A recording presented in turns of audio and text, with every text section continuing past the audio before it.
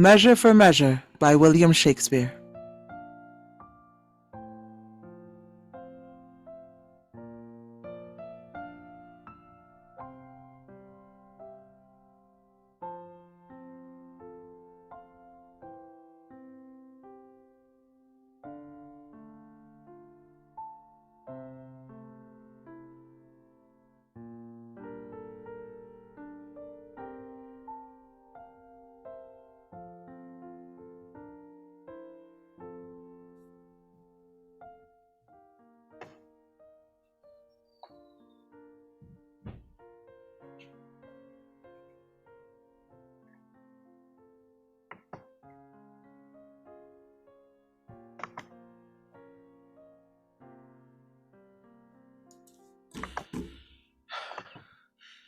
ESCALUS. My lord. Of government the properties to unfold would seem in me to affect speech and discourse. Since I am put to know that your own science exceeds in that the lists of all advice my strength can give you, then no more remains, but that to your sufficiency, as your worth is able, and let them work. The nature of our people, our city's institutions, and the terms for common justice you're as pregnant in as art and practice hath enriched any that we remember. There is our commission, from which we would not have you warp. Call hither, I say, bid come before us Angelo. What figure of us think you he will bear?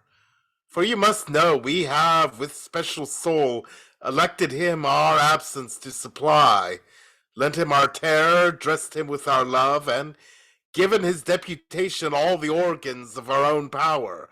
What think you of it? If any in Vienna be of worth to undergo such ample grace and honor, it is Lord Angelo. Look, here he comes. Always obedient to your grace's will, I come to know your pleasure. Angelo, there is a kind of character in thy life that to the observer doth thy history fully unfold. Thyself and thy belongings are not thine own so proper as to waste thyself upon thy virtues, they on thee. Heaven doth with us as with torches do, not light them for themselves, for if our virtues did not go forth of us, 'twere all alike, as if we had them not. Spirits are not finely touched but to fine issues, nor nature never lends the smallest scruple of her excellence, but like a thrifty goddess, she determines herself the glory of a creditor, both thanks and use. But I do bend my speech to one that can my pardon him advertised. Hold, therefore, Angelo, in our remove be thou at full ourself. Mortality and mercy in Vienna live in thy tongue and heart. Old Aeschylus, though first in question, is thy secondary. Take thy commission. Now, good my lord, let there be some more test made of my metal before so noble and so great a figure be stamped upon it. No more evasion. We have with a leavened and prepared choice proceeded to you. Therefore take your honors. Our haste from hence is of so quick condition that it prefers itself and leaves unquestioned matters of needful value. We shall write to you, as time and our concernings shall importune, how it goes with us, and do look to know what doth befall you here. So fare you well. To the hopeful execution do I leave you of your commissions. Yet give leave, my lord, that we may bring you something on your way.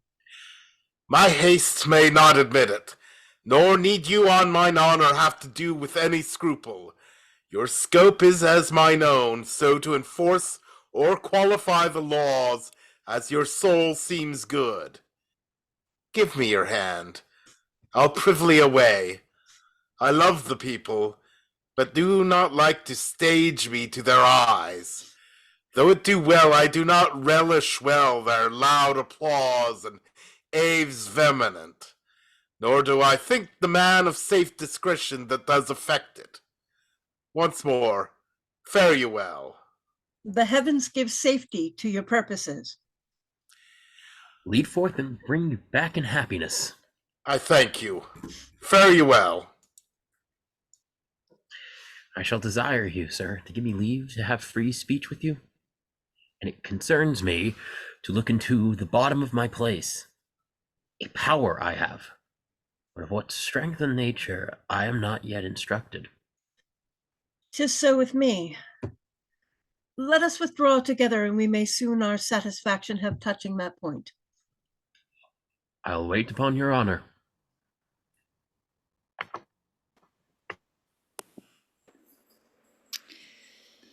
If the Duke with the other dukes come not to composition with the King of Hungary, why then all the dukes fall upon the king. Heaven grant us its peace, but not the King of Hungary's. Amen. Thou concludest like the sanctimonious pirate that went to sea with the 10 commandments, but scraped one out of the table. Thou shalt not steal? Aye, that he raised. Why, Right. 'twas a commandment to command the captain and all the rest from their functions. They put forth to steal. There's not a soldier of us all that, in the thanksgiving before meat, do relish the petition well that prays for peace.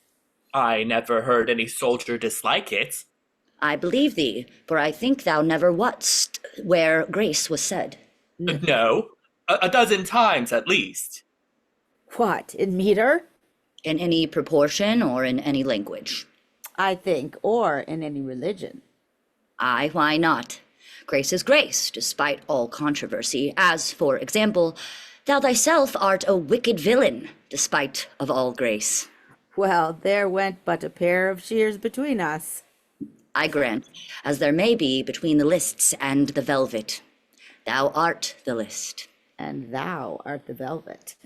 Thou art good velvet. Thou art a 3-piled piece, I warrant thee. I had as lief be a list of an English kersey as be piled, as thou art piled for a French velvet. Do I speak feelingly now? I think thou dost, and indeed with most painful feeling of thy speech. I will, out of thine own confession, learn to begin thy health, but whilst I live, forget to drink after thee. I think I have done myself wrong, have I not? Yes, that thou hast, whether art thou tainted or free. Behold, behold, where Madam Mitigation comes. I have purchased as many diseases under her roof as to come to To what, I pray? judge. To $3,000 a year. Aye, and more. A French crown more. Thou art always figuring diseases in me, but thou art full of error. I am sound. Nay, not, as one would say, healthy, but so sound as things that are hollow. Thy bones are hollow. Impiety has made a feast of thee. How now? Which of your hips has the most profound sciatica? Well, well, there's one yonder arrested and carried to prison was worth 5,000 of you all. Who's that, I pray thee? Marry, sir, that's Claudio, Signor Claudio. Claudio to prison? 'Tis not so. Nay, but I know 'tis so. I saw him arrested, saw him carried away, and, which is more, within these 3 days is head to be chopped off. But after all of this fooling, I would not have it so. Art thou sure of this? I am too sure of this. And it is for getting Madame Juliet with child. Believe me, this may be. He promised to meet me 2 hours since, and he was ever precise in promise-keeping. Besides, you know, it draws something near to the speech we had to such a purpose. But most of all, agreeing with the proclamation. Away. Let us go learn the truth of it. Thus, what with the war, what with the sweat, what with the gallows, and what with poverty, I am custom shrunk.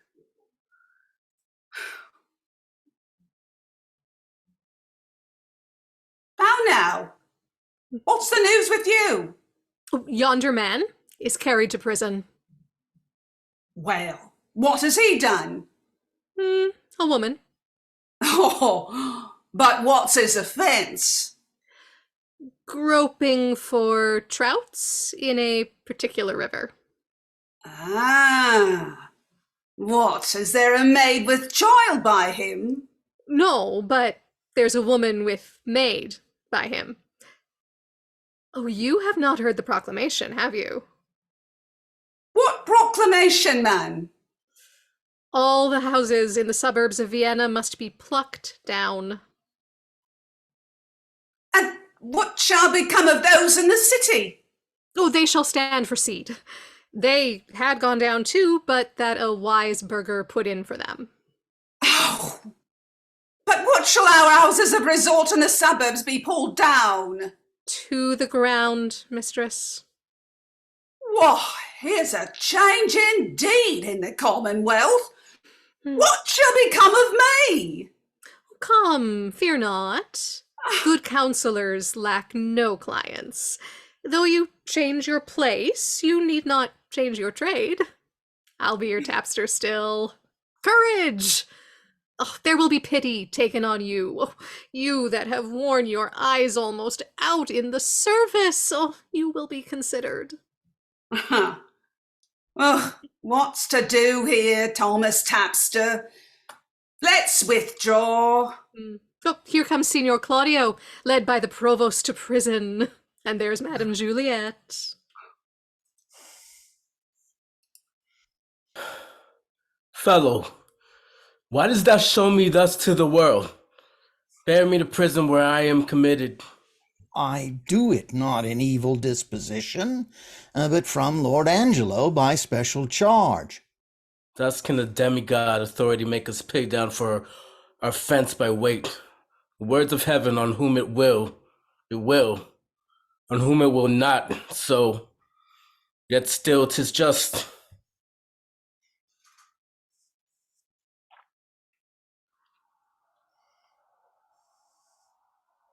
Now, Claudio, why? How now, Claudio? Whence come this restraint? From too much liberty, my Lucio.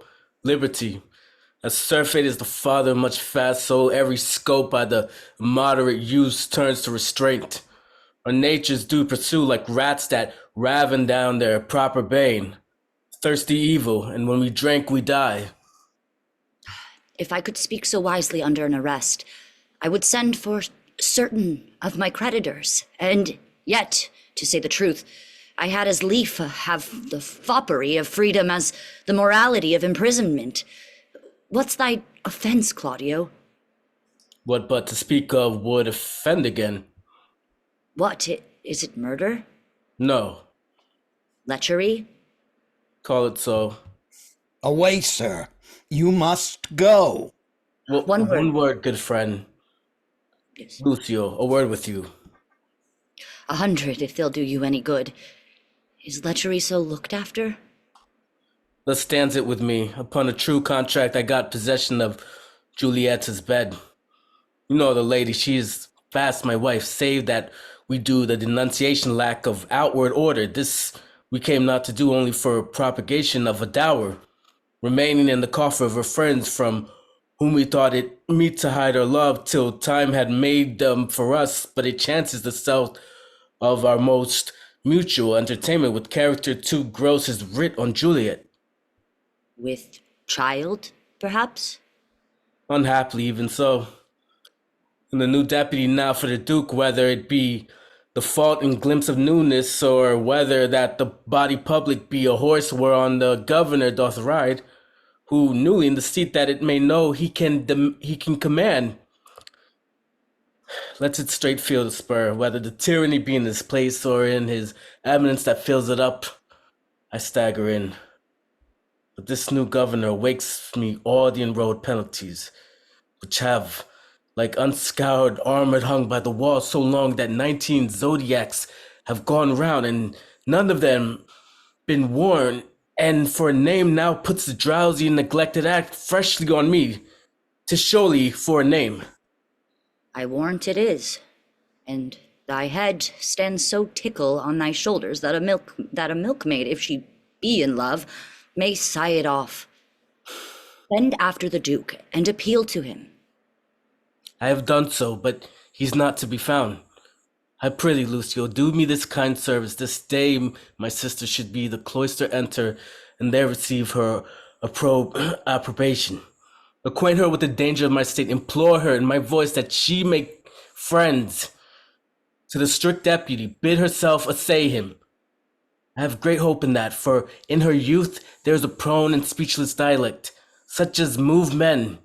Besides, she hath prosperous art when she will play with reason and discourse, and well she can persuade.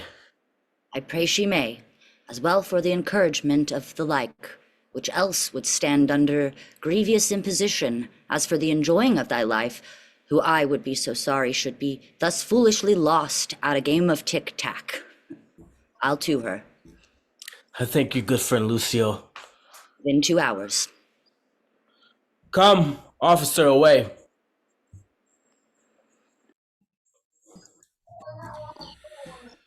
No, Holy Father, throw away that thought. Believe not that the dribbling dart of love can pierce the complete bosom. Why I desire thee to give me secret harbour hath a purpose more grave and wrinkled than the aims and ends of burning youth. May your grace speak of it? My holy sir, none better knows than you how I have ever lived a life removed and held an idle price to haunt assemblies where youth and cost and witless bravery keeps. I have delivered to Lord Angelo, a man of stricture and firm abstinence, my absolute power and place here in Vienna, and he supposes me travelled to Poland, for so I have strewed in the common ear, and so it is received. Now, pious sir, you will demand of me why I do this? Gladly, my lord. We have strict statutes and most biting laws, the needful bits and curbs to headstrong weeds, which for this 19 years we have let slip, even like an o'ergrown lion in a cave that goes not out to prey. Now, as fond fathers, having bound up the threatening twigs of birch, only to stick it in their children's sight for terror not to use, in time the rod becomes more mocked than feared. So our decrees, dead to inflection, to themselves are dead, and liberty plucks justice by the nose. The baby beats the nurse, and quite athwart goes all decorum.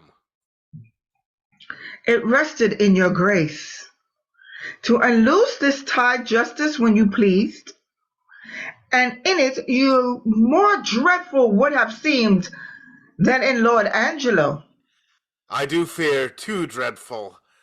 Sith 'twas my fault to give the people scope, 'twould be my tyranny to strike and gall them for what I bid them do.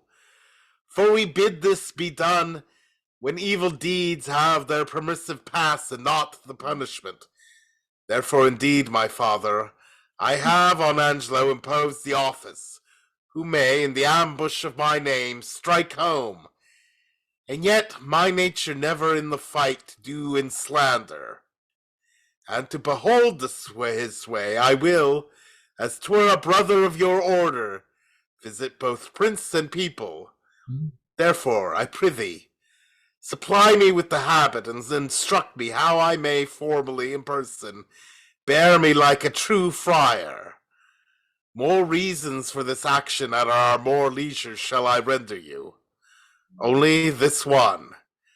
Lord Angelo is precise, stands at a guard with envy, scarce confesses that his blood flows or that his appetite is more to bread than stone. Hence we shall see, if power change purpose, what our seemers be.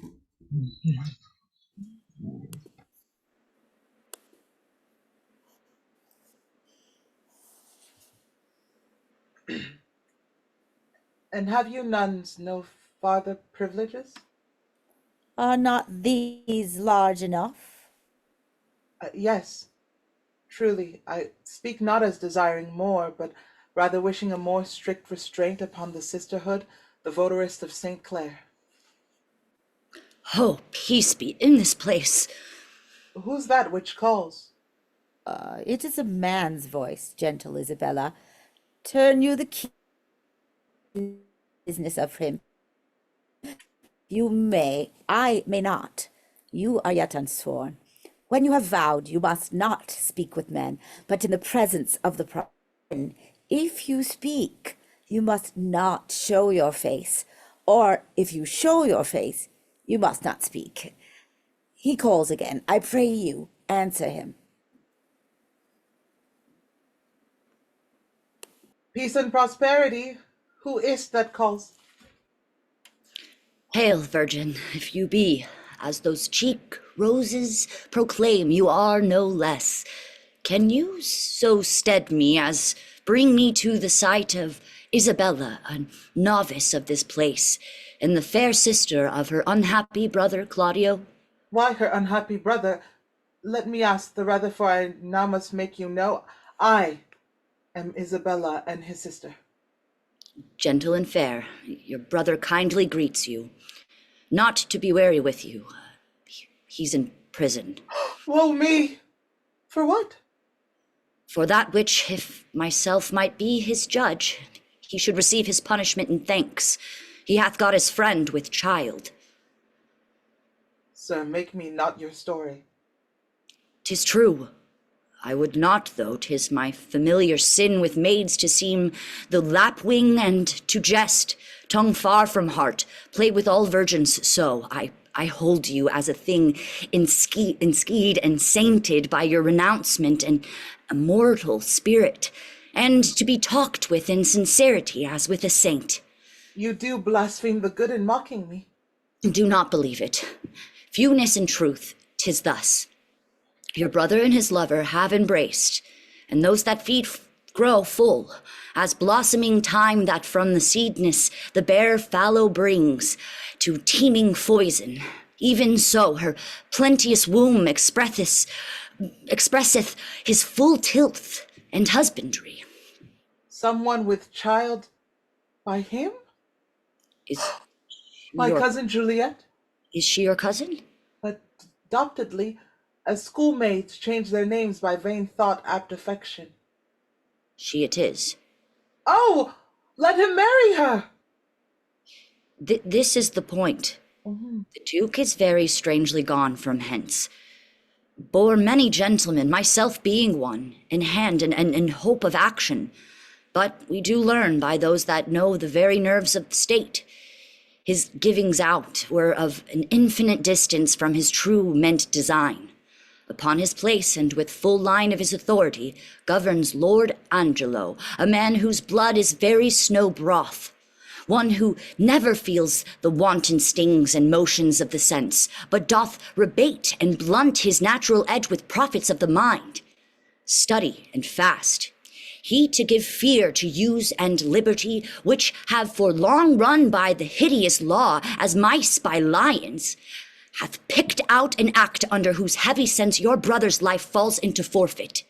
He arrests him on it, and follows close the rigor of the statute to make him an example.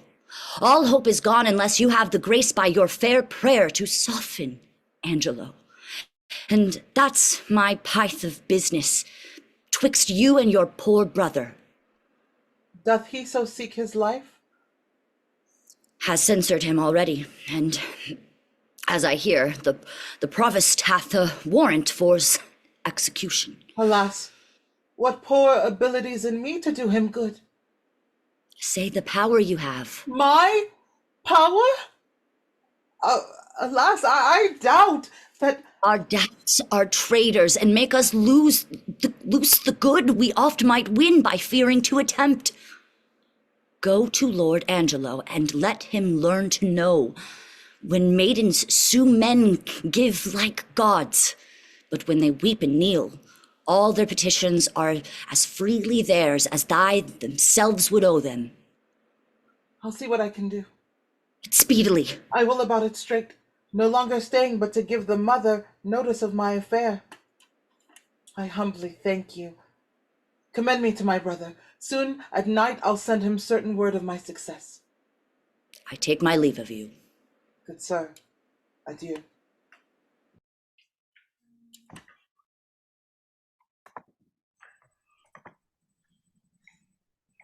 We must not make a scarecrow of the law, setting it up to fear the birds of prey, and let it keep one shape, till custom make it their perch, and not their terror. Aye, but yet let us be keen, and rather cut a little, and fall and bruise to death. Alas, this gentleman who I would save had a most noble father. But let your honor know, whom I believe to be the most straight in virtue, that, in the working of your own affections, had time cohered with place, or place with wishing, or that the resolute acting of your blood could have attained the effect of your own purpose, whether you had not sometime in your life erred in this point, which now you censure him, and pulled the law upon you. 'Tis one thing to be tempted, ESCALUS, another thing to fall. I not deny the jury, passing on the prisoner's life, may in the sworn 12 have a thief or two guiltier than him they try. What's open made to justice, that justice seizes. What know the laws that thieves do pass on thieves? 'Tis very pregnant. The jewel that we find, we stoop and take it because we see it. But what we do not see, we tread upon and never think of it. You may not so extenuate his office, for I have had such faults, but rather tell me, when I that censure him do so offend, let mine own judgment pattern out my death, and nothing come impartial. Sir, he must die. Be it as your wisdom will. Where's the provost? Here, if it like, your honor. Oh, see that Claudio be executed by 9 tomorrow morning. Bring him his confessor, let him be prepared, for that's the utmost of his pilgrimage. Will heaven forgive him, and forgive us all. Some rise by sin, and some by virtue fall. Some run from breaks of ice and answer none, and some condemned for a fault alone. Come, bring them away. If these be good people in a commonweal that do nothing but use their abuses in common houses, I know no law. Bring them away. How now, sir? What's your name? And what's the matter? If it please your honor, I am the poor duke's constable, and my name is Elbow. I do lean upon justice, sir, and do bring in here before your good honor 2 notorious benefactors. Benefactors? Well, what benefactors are they? Are they not malefactors? If it please your honor, I know not well what they are, but precise villains they are, that I am sure of, and void of all profanation in the world that good Christians ought to have. This comes off well. Here's a wise officer. Go to. What quality are they of? Elbow is your name? Why dost thou not speak, Elbow? Oh, he cannot, sir. He's out at elbow. What are you, sir? Me, sir, a tapster, sir, parcel board, one that serves a bad woman, one whose house, sir, was, as they say, plucked down in the suburbs, and now she professes a hot house, which I think is a very ill house too. How know you that? My wife, sir, whom I detest before heaven and your honor. How, thy wife? I, sir, whom I, thank heaven, is an honest woman. Dost thou detest her, therefore? I say, sir, I will detest myself also, as well as she, that this house, if it be not a bawd's house, it is pity of her life, for it is a naughty house. How dost thou know that, constable? Marry, sir, by my wife, who, if she had been a woman cardinally given, might have been accused in fornication, adultery, and all uncleanliness there. By the woman's means? Aye, sir, by Mistress Overdone's means, but as she spit in his face, so she defied him. Oh, sir, if it please your honor, this is not so. Prove it before these varlets here, thou honorable man, prove it. Do you hear how he misplaces?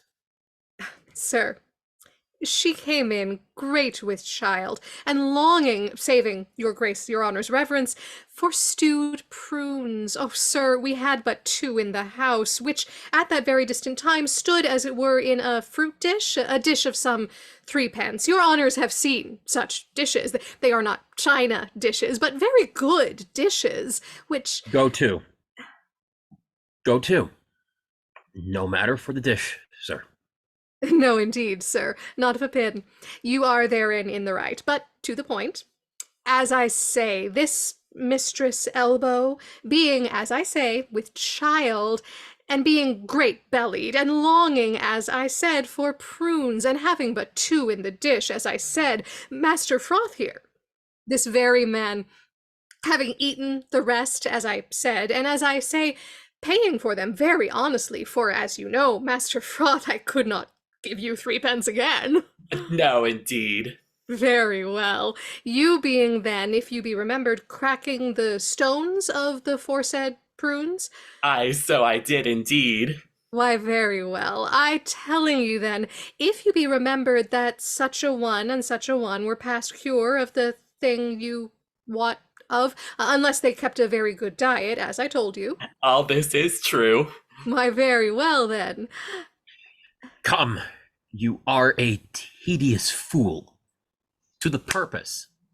What was done to Elbow's wife that he hath cause to complain of? Come me to what was done to her. Sir, your honor cannot come to that yet. No, sir, nor I mean it not. Oh, sir, but you shall come to it by your honor's leave. And I beseech you, look into Master Froth here, sir, a man of 80 a year, whose father died at Hallowmas. Oh, was not at Hallowmas, Master Froth? All Holland Eve. Why, very well. I hope here be truths. He, sir, sitting, as I say, in a lower chair, 'twas in the bunch of grapes, where indeed you have a delight to sit, have you not? I have so, because it is an open room and good for winter. Why, very well then. I hope here be truths. This will outlast a night in Russia when nights are longest there. I'll take my leave and leave you to the hearing of the cause, hoping you'll find good cause to whip them all. I think no less. Good morrow to your lordship. Now, sir, come on. What was done to Elbow's wife, once more? Once, sir. Oh, there was nothing done to her once. I beseech you, sir, ask him what this man did to my wife. Oh, I beseech your honor, ask me. Well, sir, what did this gentleman do to her? I beseech you, sir, look in this gentleman's face. Good Master Froth, look upon his honor. 'Tis for a good purpose. Doth your honor mark his face? Aye, sir, very well. Nay, I beseech you, mark it well. Well, I do so. Doth your honor see any harm in his face? Why, no. I'll be supposed upon a book, his face is the worst thing about him. Good then, if his face be the worst thing about him, how could Master Froth do the constable's wife any harm? I would know that of your honor. He's in the right. Constable, what say you to it? First, and it like you, the house is a respected house. Next, this is a respected fellow, and his mistress is a respected woman. Oh, by this hand, sir, his wife is a more respected person than any of us all. Varlet, thou liest, wicked varlet, the time has yet to come that she was ever respected with man, woman, or child. Well, sir, she was respected with him before he married with her. Which is the wiser here? Justice or iniquity? Is this true? Thou, varlet, oh, thou caitiff, oh, thou wicked Hannibal, I respected with her before I was married to her? Oh, if ever I was respected with her, or she with me, let not your worship think me the poor duke's officer. Prove this, thou wicked Hannibal, or I'll have mine action of battery on thee. If he took you a box of the ear, you might have your action of slander too. Marry, I thank your good worship for it. What your worship's pleasure I should do with this wicked caitiff? Truly, officer, because he hath some offences in him that thou wouldst discover if thou couldst, let him continue in his courses till thou knowest what they are. Marry, I thank your worship for it. Thou seest, thou wicked varlet, now what's come upon thee, thou art to continue now, thou varlet, thou art to continue! Where were you born, friend? Oh, here in Vienna, sir. Are you a 80 pounds a year? Yes, and it please you, sir. So, what trade are you of, sir? A tapster. A poor widow's tapster. Your mistress's name? Mistress Overdone. Hath she had any more than one husband? 9, sir. Overdone by the last. 9? Come hither to me, Master Froth. Master Froth, I would not have you acquainted with tapsters. They will draw you, Master Froth, and you will hang them. Get you gone, and let me hear no more of you. I thank your worship. For my own part, I never come into any room in a tap house, but I am drawn in. Well, no more of it, Master Froth. Farewell. Come you hither to me, Master Tapster. What's your name, Master Tapster? Pompey. What else? Bum, sir. Troth. And your bum is the greatest thing about you. So that, in the beastliest sense, you are Pompey the Great. Pompey, you are partly of a bawd, Pompey. However, you color it in being a tapster, are you not? Come, tell me true. It shall be the better for you. Truly, sir, I am a poor fellow that would live. How would you live, Pompey? By being a bawd? What do you think of the trade, Pompey? Is it a lawful trade? If the law would allow it, sir. But the law will not allow it, Pompey. Nor it shall not be allowed in Vienna. Does your worship mean to geld and splay all the youth of the city? No, Pompey. Truly, sir, in my poor opinion, they will to it then. If your worship will take order for the drabs and the knaves, you need not fear to the bawds. There are pretty orders beginning, I can tell you. It is but heading and hanging. Oh, if you head and hang all that offend that way, but for 10 year together, you'll be glad to give out a commission for more heads. If this law hold in Vienna 10 year, I'll rent the fairest house in it after 3 pence a bay. If you live to see this come to pass, say Pompey told you so. Thank you, good Pompey. And in requital of your prophecy, hark you, I advise you, let me not find you before me again upon any complaint whatsoever. No, not for dwelling where you do. If I do, Pompey, I shall beat you to your tent and prove a shrewd Caesar to you in plain dealing, Pompey, I shall have you whipped.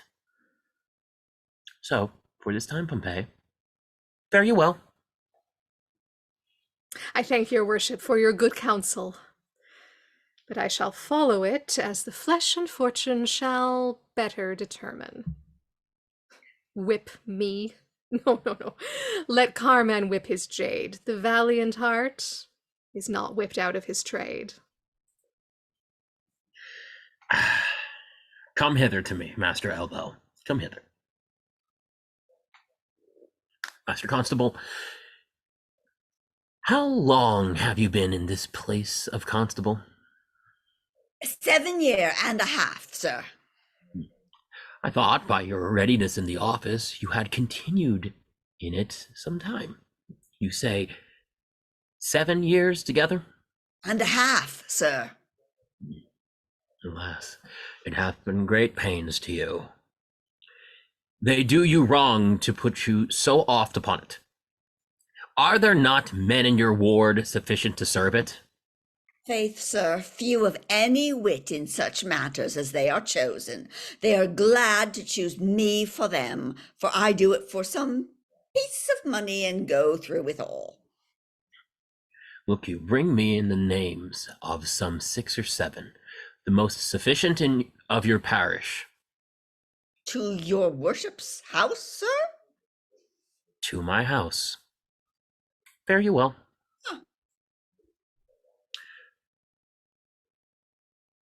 What's o'clock, think you? 11 o'clock, sir. I pray you home to dinner with me. I humbly thank you. It grieves me for the death of Claudio, but there's no remedy. Lord Angelo is severe. It is but needful. Mercy is not itself that oft looks so. Pardon is still the nurse of second woe. But yet, poor Claudio, there is no remedy. Come, sir.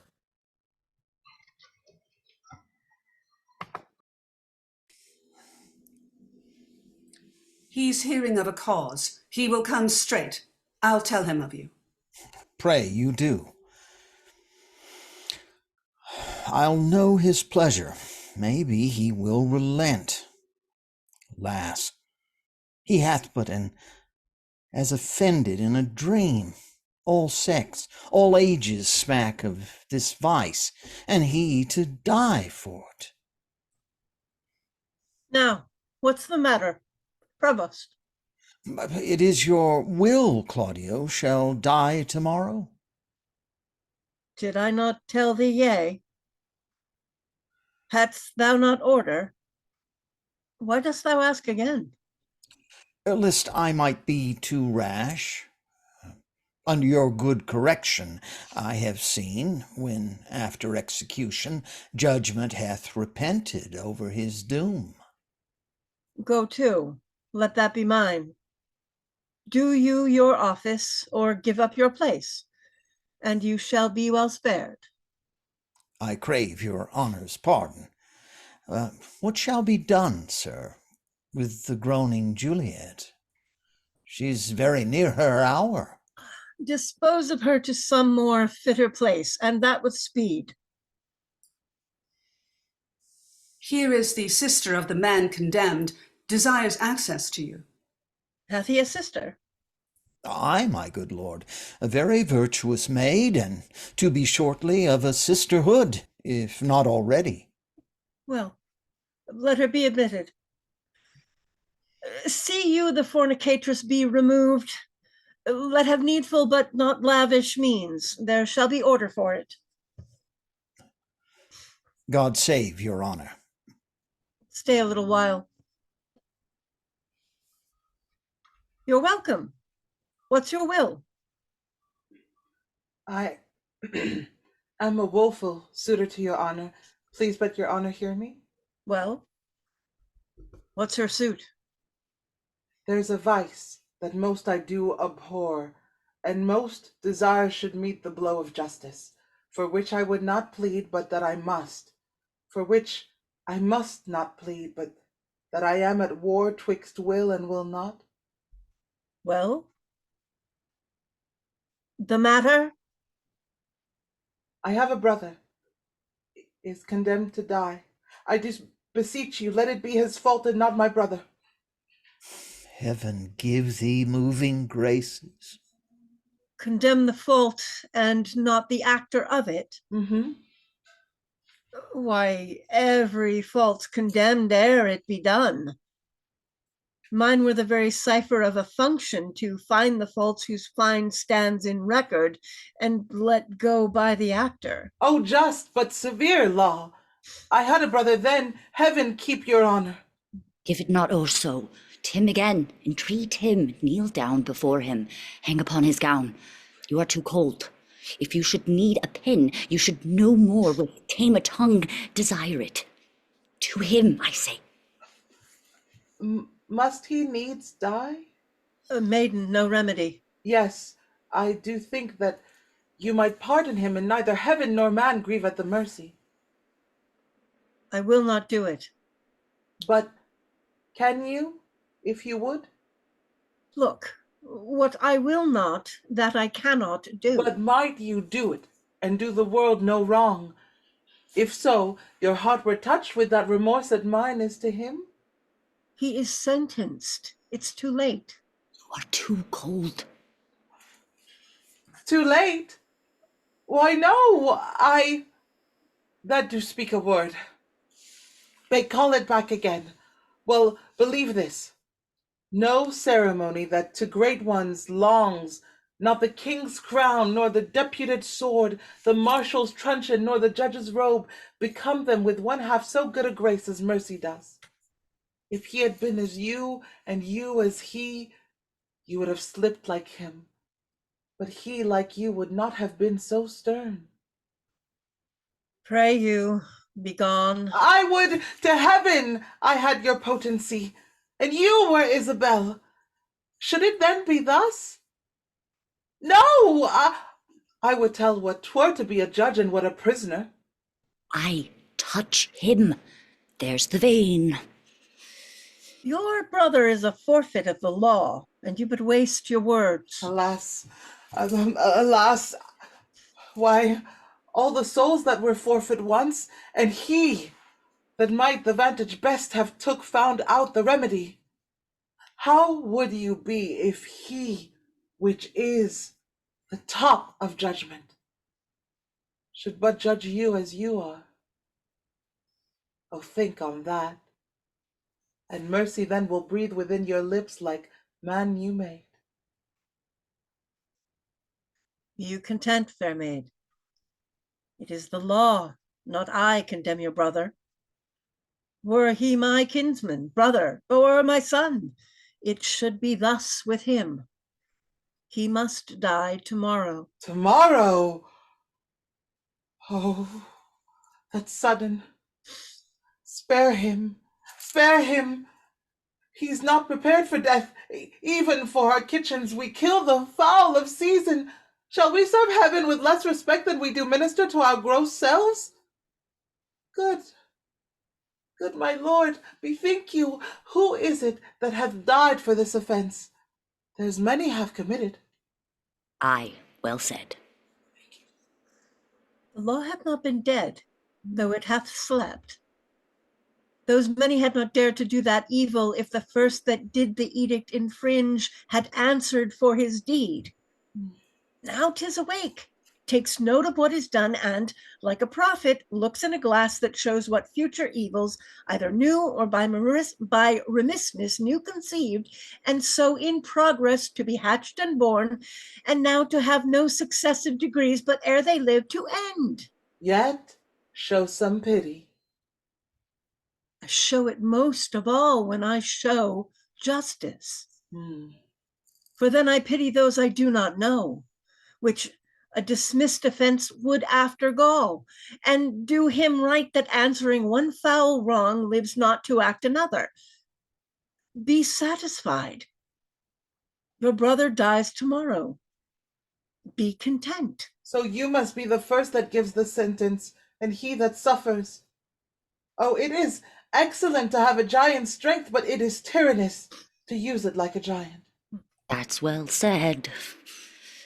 Could great men thunder as Jove himself does? Jove would ne'er be quiet. For every pelting petty officer would use his heaven for thunder. Nothing but thunder. Merciful heaven, thou rather with thy sharp and sulphurous bolt spilt the unwedgeable and gnarled oak than the soft myrtle. But man, proud man, dressed in a little brief authority, most ignorant of what he's most assured, his glassy essence, like an angry ape, plays such fantastic tricks before high heaven as make the angel weep, who with our spleens would all themselves love mortal. Oh, to him, wench, he will relent. He's coming, I perceive it. Pray heaven she win him. We cannot weigh our brother with ourself. Great men may jest with saints, 'tis wit in them, but in the less foul profanation. Thou art in the right, girl. More of that. That in the captain's but a choleric word, which in the soldier is flat blasphemy. Art advised of that? More on it. Why do you put these sayings upon me? Because authority, though it err like others, hath yet a kind of medicine in itself that skins the vice on the top. Go to your bosom, knock there, and ask your heart what it doth know that's like my brother's fault. If it confess a natural guiltiness such as is his, let it not sound a thought upon your tongue against my brother's life. She speaks, and 'tis such sense that my sense breeds with it. Fare you well. Gentle, my lord, turn back. I will bethink me. Come again tomorrow. Hark now, I'll bribe you, good my lord, turn back. How? Bribe me?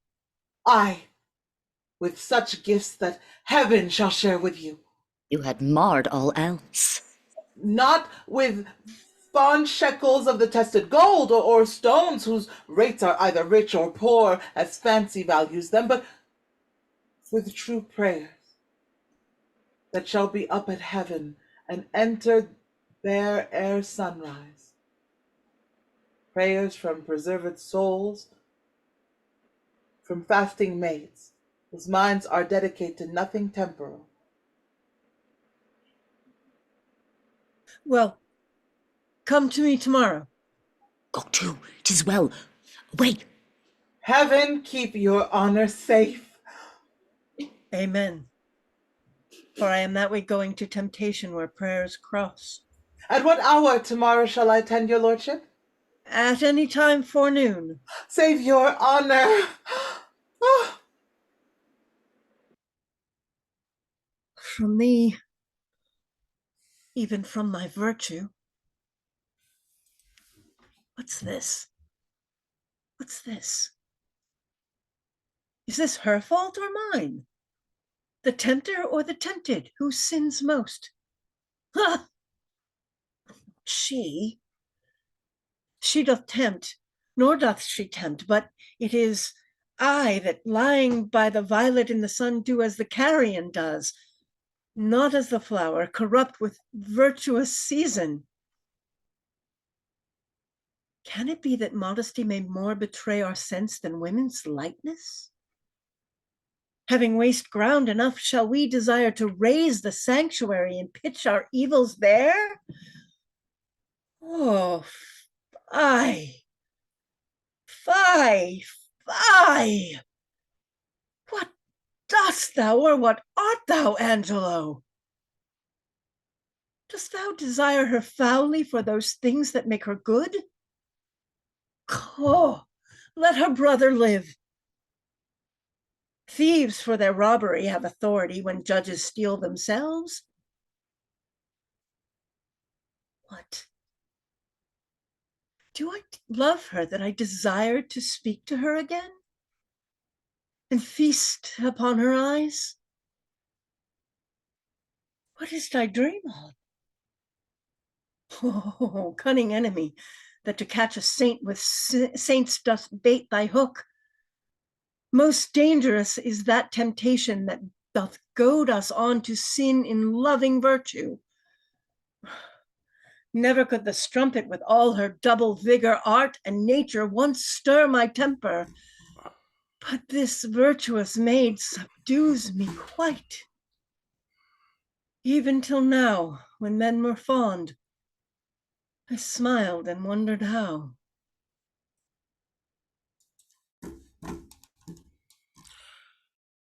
Hail to you, Provost. So I think you are. I am Provost. What's your will, good friar? Bound by my charity and my blessed order, I come to visit the afflicted spirits here in the prison. Do me the common right to let me see them and to make me know the nature of their crimes, that I may minister to them accordingly. I would do more than that, if more were needed. Look, here comes one, a gentlewoman of mine, who, falling in the flaws of her own youth, hath blistered her report. She is with child, and he that got it sentenced. A young man more fit to do another such offense than die for this. When must he die? As I do think, tomorrow. I have provided for you. Stay a while, and you shall be conducted. Repent you, fair one, of the sin you carry? I do, and bear the shame most patiently. I'll teach you how you shall arraign your conscience, and try your penitence if it be sound or hollowly put on. I'll gladly learn. Love you the man that wronged you? Yes, as I loved the woman that wronged him. Then it seems your most offenseful act was mutually committed. Mutually. Then was your sin of heavier kind than his? I do confess it and repented, father. 'Tis meet so, daughter, but lest you do repent, as that the sin hath brought you to this shame, which sorrow is always towards ourselves, not heaven, showing we would not spare heaven as we love it, but as we stand in fear. I do repent me as it is an evil, and take the shame with joy. There rest. Your partner, as I hear, must die tomorrow, and I am going with instruction to him. Grace go with you. Benedicte. Must die tomorrow. O injurious love that respites me a life whose very comfort is still a dying horror. 'Tis pity of him.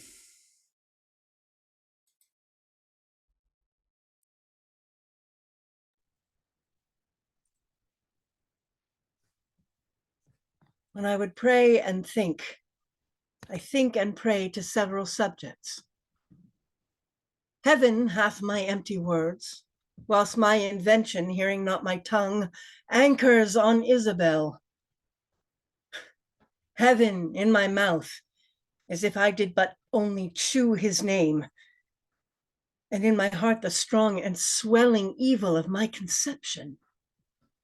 The state whereon I studied is like a good thing, being often read, grown feared and tedious. Yea, my gravity, wherein, let no man hear me, I take pride, could I with boot change for an idle plume, which the air beats for vain. O place, O form, how often dost thou with thy case, thy habit, wrench awe from fools and tie the wiser souls to thy false seeming. Blood, thou art blood. Let's write good angel on the devil's horn. 'Tis not the devil's crest. Now, who's there? One Isabel, a sister, desires access to you. Teach her the way. Oh, heavens. Why does my blood thus muster to my heart, making it both unable for itself and dispossessing all my other parts of necessary thickness? So play the foolish throngs with one that swoons. Come all to help him, and so stop the air by which he should revive. And even so the general, subject to a well-wished king, quit their own part, and in obsequious fondness crowd to his presence, where their untaught love must needs appear offense. How now, fair maid? I am come to know your pleasure. That you might know it would much better please me than to demand what 'tis. Your brother cannot live. Even so. And yet, Heaven keep your honor. Yet may he live a while. And it may be as long as you or I, yet he must die. Under your sentence? Yea. When, I beseech you, that in his reprieve, longer or shorter, he may be so fitted that his soul sicken not. Fie! Fie! These filthy vices. It were as good to pardon him that hath from nature stolen a man already made, as to remit their saucy sweetness, that do coin heaven's image in stamps that are forbid. 'Tis all as easy falsely to take away a life true made, as to put metal in restrained means to make a false one. 'Tis set down so in heaven, but not in earth. Say you so? Then I shall pose you quickly. Which had you rather? That the most just law now took your brother's life, or to redeem him, give up your body to such sweet cleanliness as she that he hath stained? Sir, believe this, I had rather give my body than my soul. I talk not of your soul. Our compelled sins stand more for number than for a compt. How say you? Nay, I'll not warrant that, for I can speak against the thing I say. Answer to this. I, now the voice of the recorded law, pronounce a sentence on your brother's life. Might there not be a charity in sin to save this brother's life? Please you to do it. I'll take it as a peril to my soul. It is no sin at all, but charity. Please you to do it at peril of your soul were equal poise of sin and charity. That I do beg his life if it be sin. Heaven let me bear it. You granting of my suit, if that be sin, I'll make it my morn prayer to have it added to the faults of mine and nothing of your answer. Nay, but hear me. Your sense pursues not mine. Either you are ignorant or seem so craftily, and that's not good. Oh, let me be ignorant and in nothing good, but graciously to know I am no better.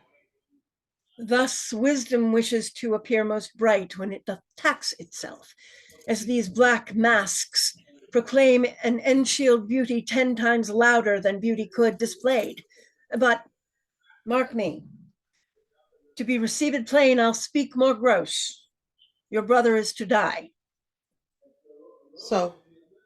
And his offense is so, as it appears, accountant to the law upon that pain. True.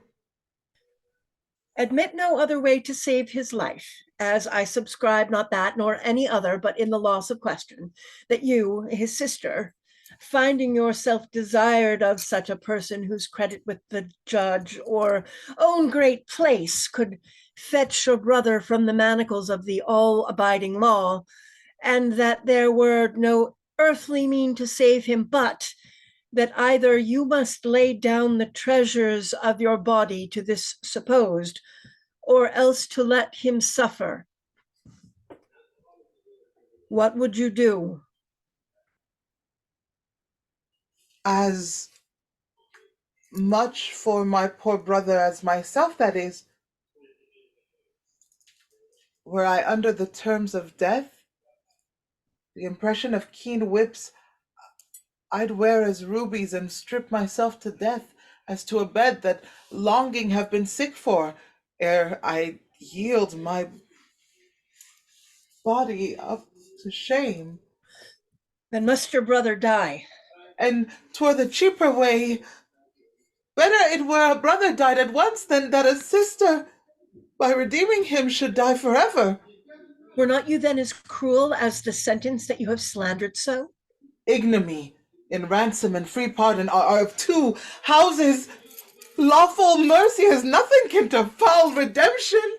You seemed of late to make the law a tyrant, and rather prove the sliding of your brother and a merriment than a vice. Oh, pardon me, my lord. It oft falls out to have what we would have. We speak not what we mean. I something do excuse the thing I hate for his advantage that I dearly love. We are all frail. Else, let my brother die. If not a feodary, but only he owe and succeed thy weakness. Nay, women are frail too. I, as the glasses whom they view themselves, which are as easy broke as they make forms. Women, help heaven. Men their creation mar in profiting by them. Nay, call us 10 times frail, for we are soft as our complexions are, and credulous to false prints. I think it well. And from this testimony of your own sex, since I suppose we are made to be no stronger than faults may shake our frames, let me be bold. I do arrest your words. Be that you are, that is, a woman. If you be more, you're none.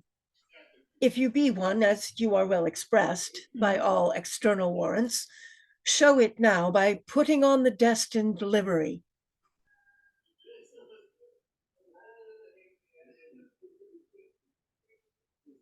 I have no tongue but one. Gentle, my lord, let me entreat you speak the former language. Plainly conceive. I love you.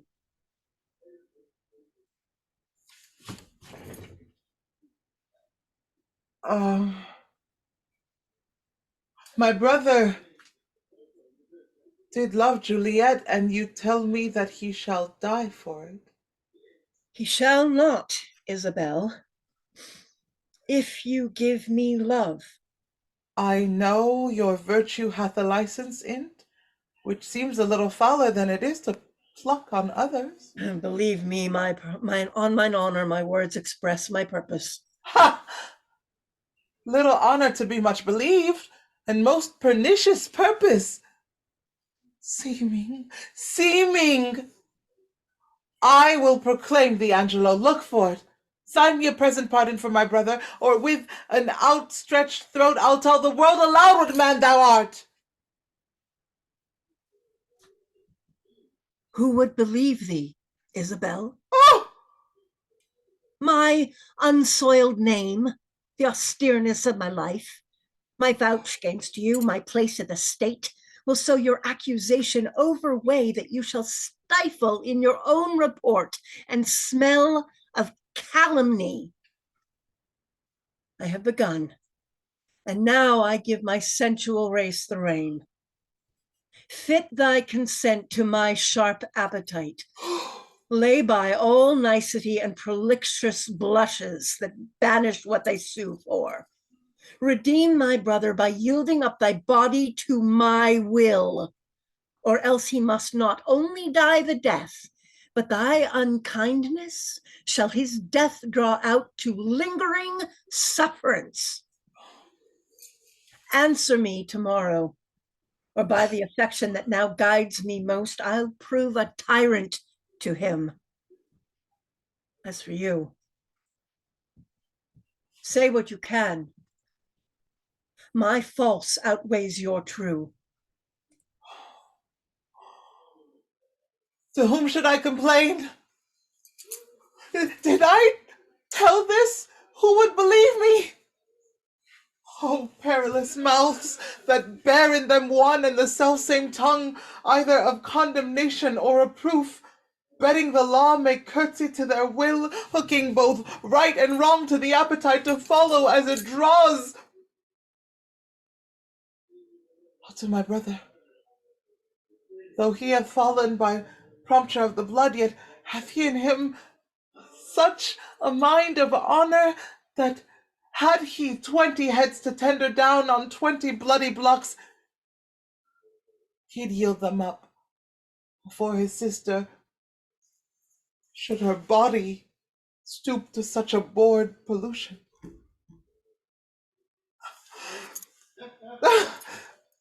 Then Isabel, live chaste.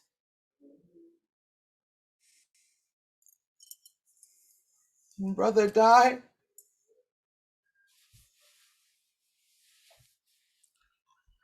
More than our brother is our chastity.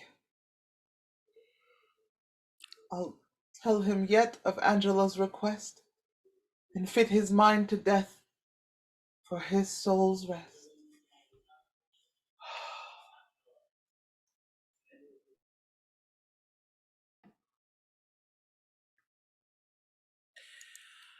So then you hope of pardon from Lord Angelo?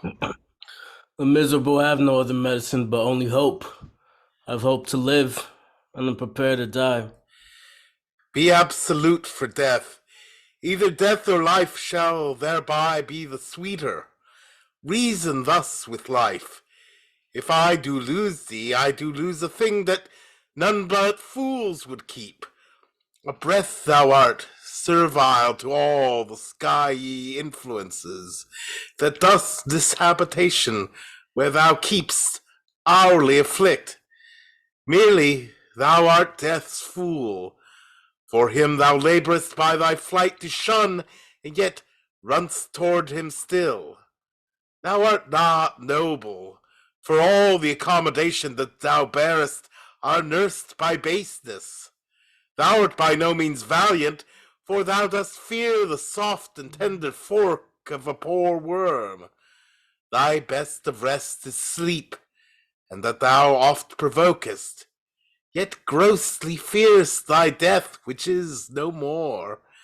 Thou art not thyself, for thou exists in on a many thousand grains that issue out of dust. Happy thou art not, for what thou hast not still thou strivest to get, and what thou hast forgetst. Thou art not certain, for thy complexion shifts to strange effects after the moon.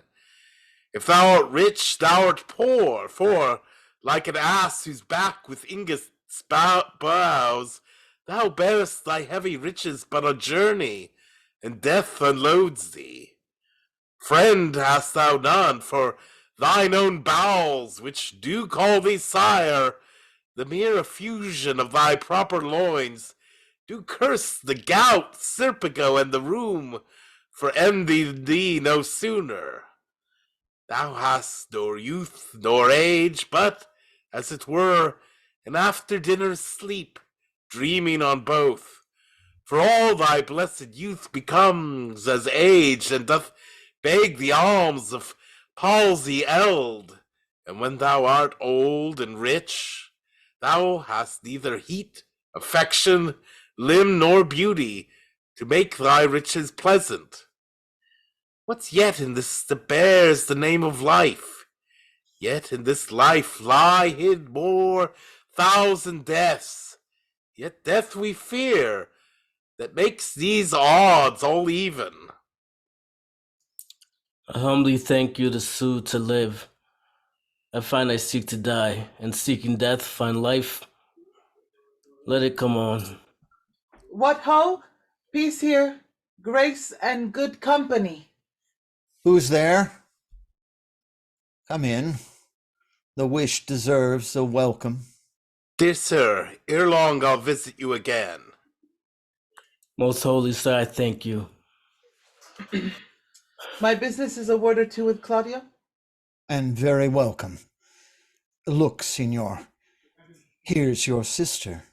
Provost, a word with you. As many as you please. Bring me to hear them speak, where I may be concealed. Now, sister, what's the comfort? Why, as all comforts are, most good indeed. Lord Angelo, having affairs to heaven, intends you for his swift ambassador, where you shall be an everlasting leger. Therefore your best appointment make with speed. Tomorrow, you set on. Is there no remedy? None. But such remedy as to save a head, to cleave a heart in twain. But is there any? Yes, brother, you may live. There is a devilish mercy in the judge, if you'll implore it, that will free your life, but fetter you till death. Perpetual durance? Aye, just perpetual durance, a restraint, though all the world's vastity you had to a determined scope. But in what nature? In such a one as you consenting to it would bark your honor from that trunk you bear and leave you naked. Let me know the point. Oh, I do fear thee, Claudio, and I quake, lest thou a feverish life shouldst entertain in 6 or 7 winters more respect than a perpetual honor. Darest thou die? The sense of death is most in apprehension, and the poor beetle that we tread upon in corporal sufferance finds a pang as great as when a giant dies.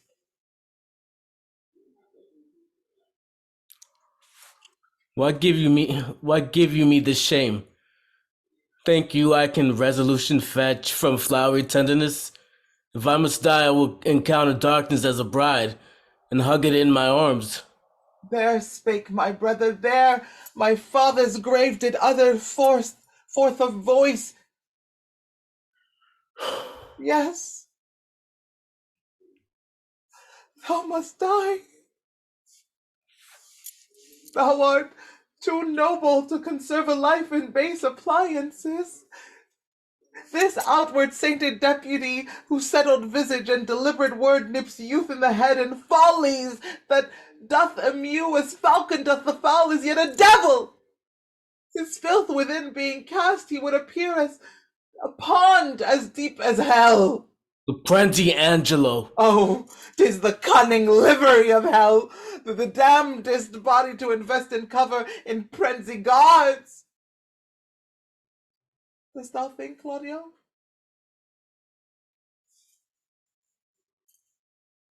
If I would yield him my virginity, thou mightst be free. Oh, heavens, it cannot be. Yes, he would give it thee from this rank offense.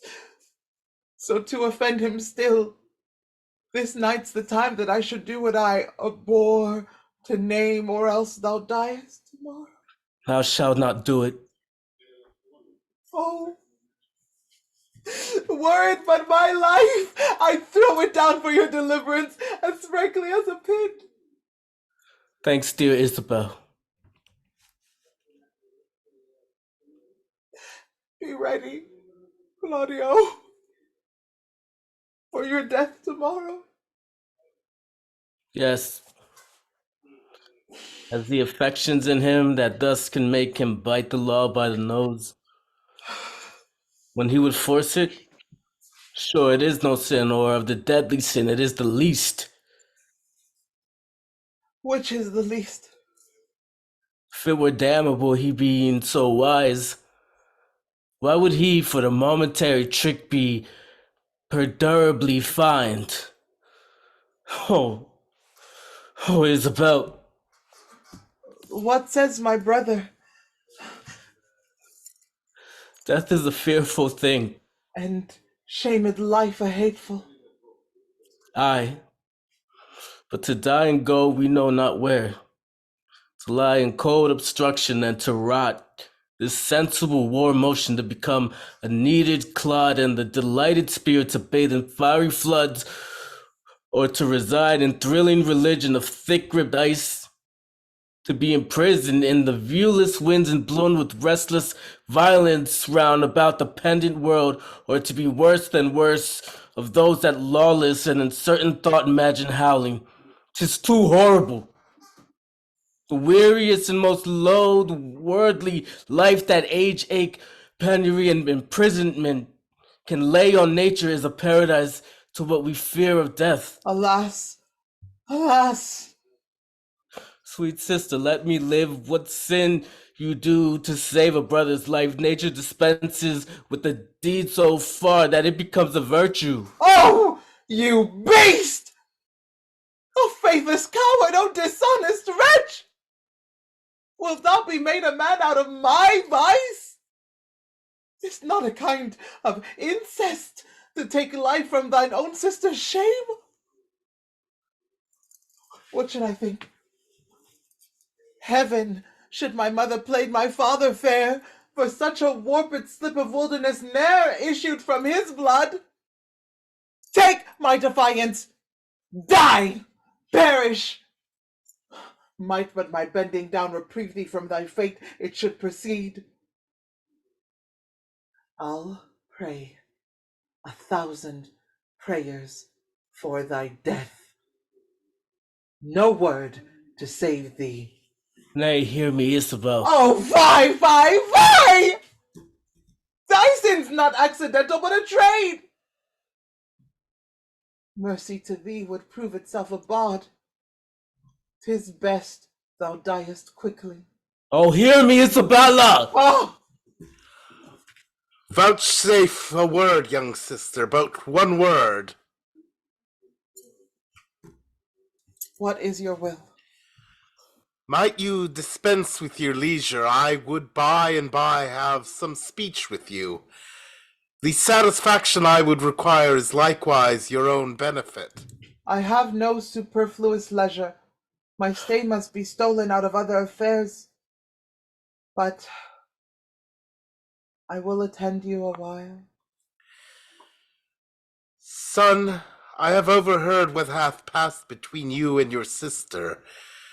Angelo had never the purpose to corrupt her. Only he made an say of her virtue to practice his judgment with the disposition of natures. She, having the truth of honor in her, hath made him that gracious denial which he is most glad to receive. I am confessor to Angelo, and I know this to be true. Therefore, prepare yourself to death. Do not satisfy your resolution with hopes that are fallible. Tomorrow you must die.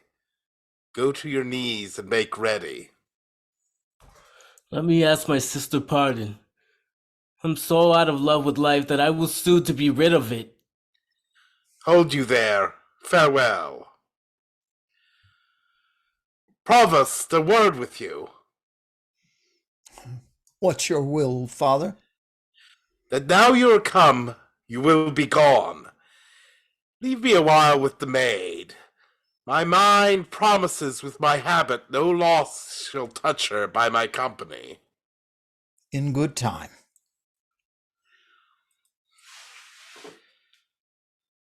The hand that hath made you fair hath made you good. The goodness that is cheap in beauty makes beauty brief in goodness. But grace, being the soul of your complexion, shall keep the body of it ever fair. The assault that Angelo hath made to you, fortune hath conveyed to my understanding, and but that frailty hath examples for his falling. I should wonder at Angelo. How will you do to content this substitute and to save your brother? I am now going to resolve him. I had rather my brother die by the law than my son should be unlawfully born. But oh, How much is the good Duke deceived in Angelo? If ever he return and I can speak to him, I will open my lips in vain or discover his government. That shall not be much amiss. Yet, as the matter now stands, he will avoid your accusation.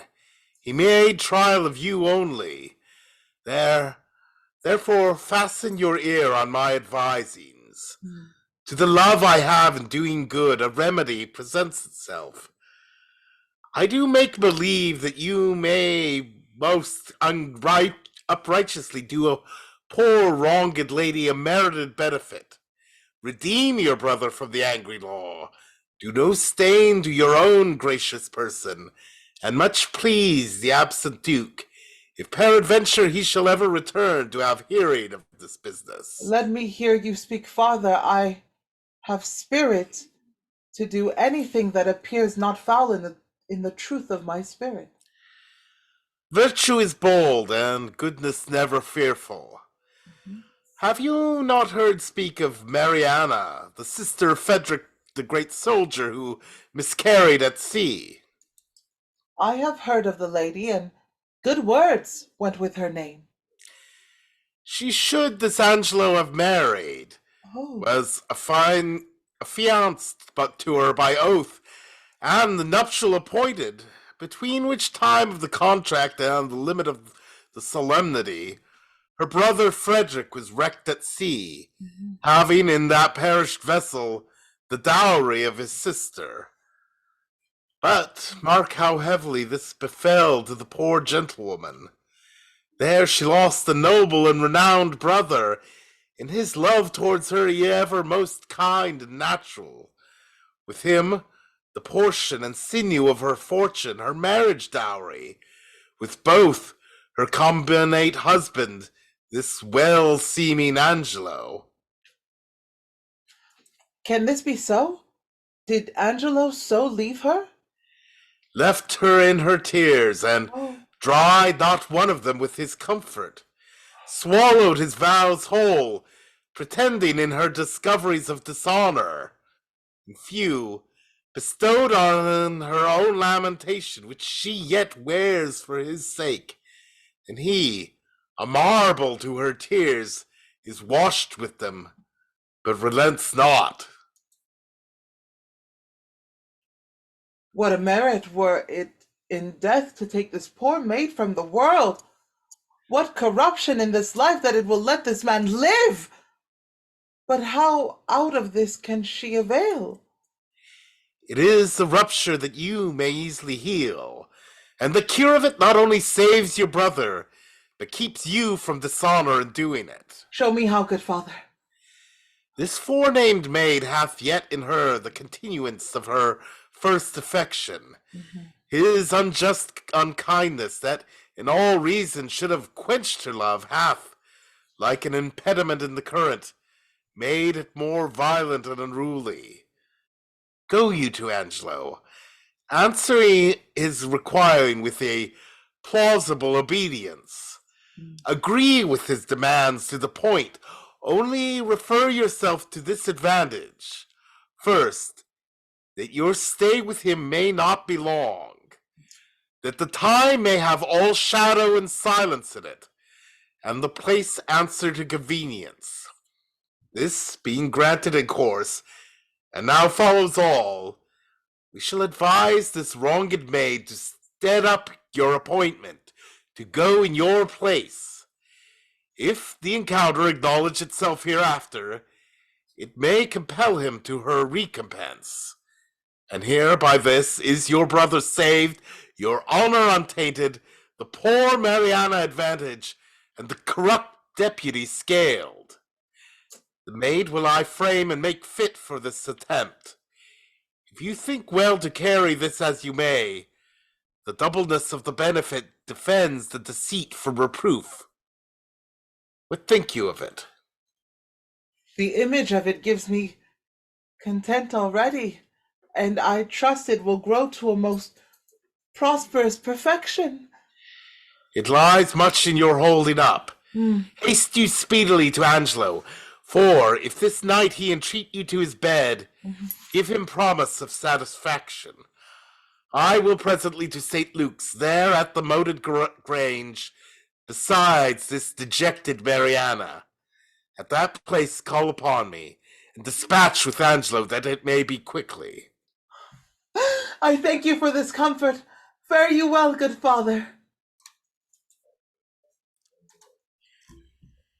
Nay, if there be no remedy for it, but that you will needs buy and sell men and women like beasts, we shall have all the world drink brown and white bastard.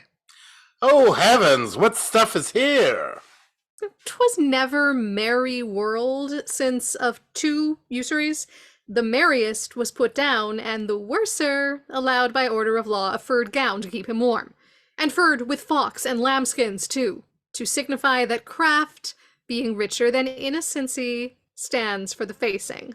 Come your way, sir. Bless you, good father there, friar.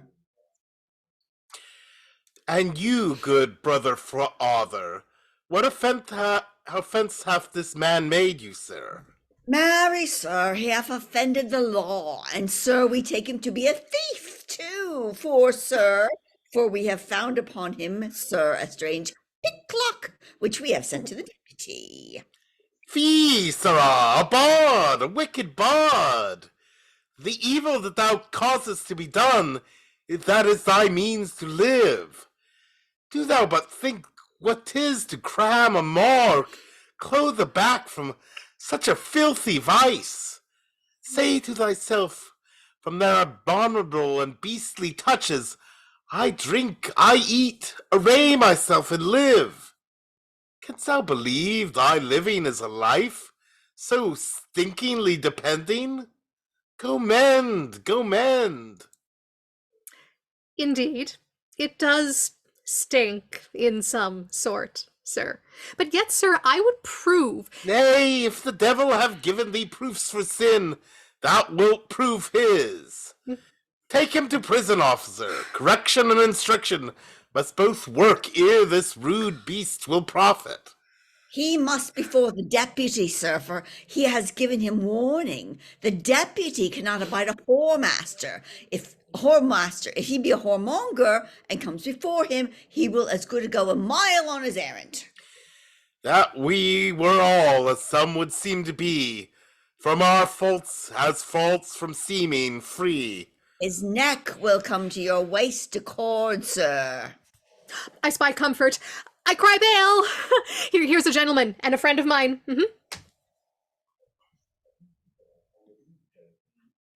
How now, Pompey, noble Pompey?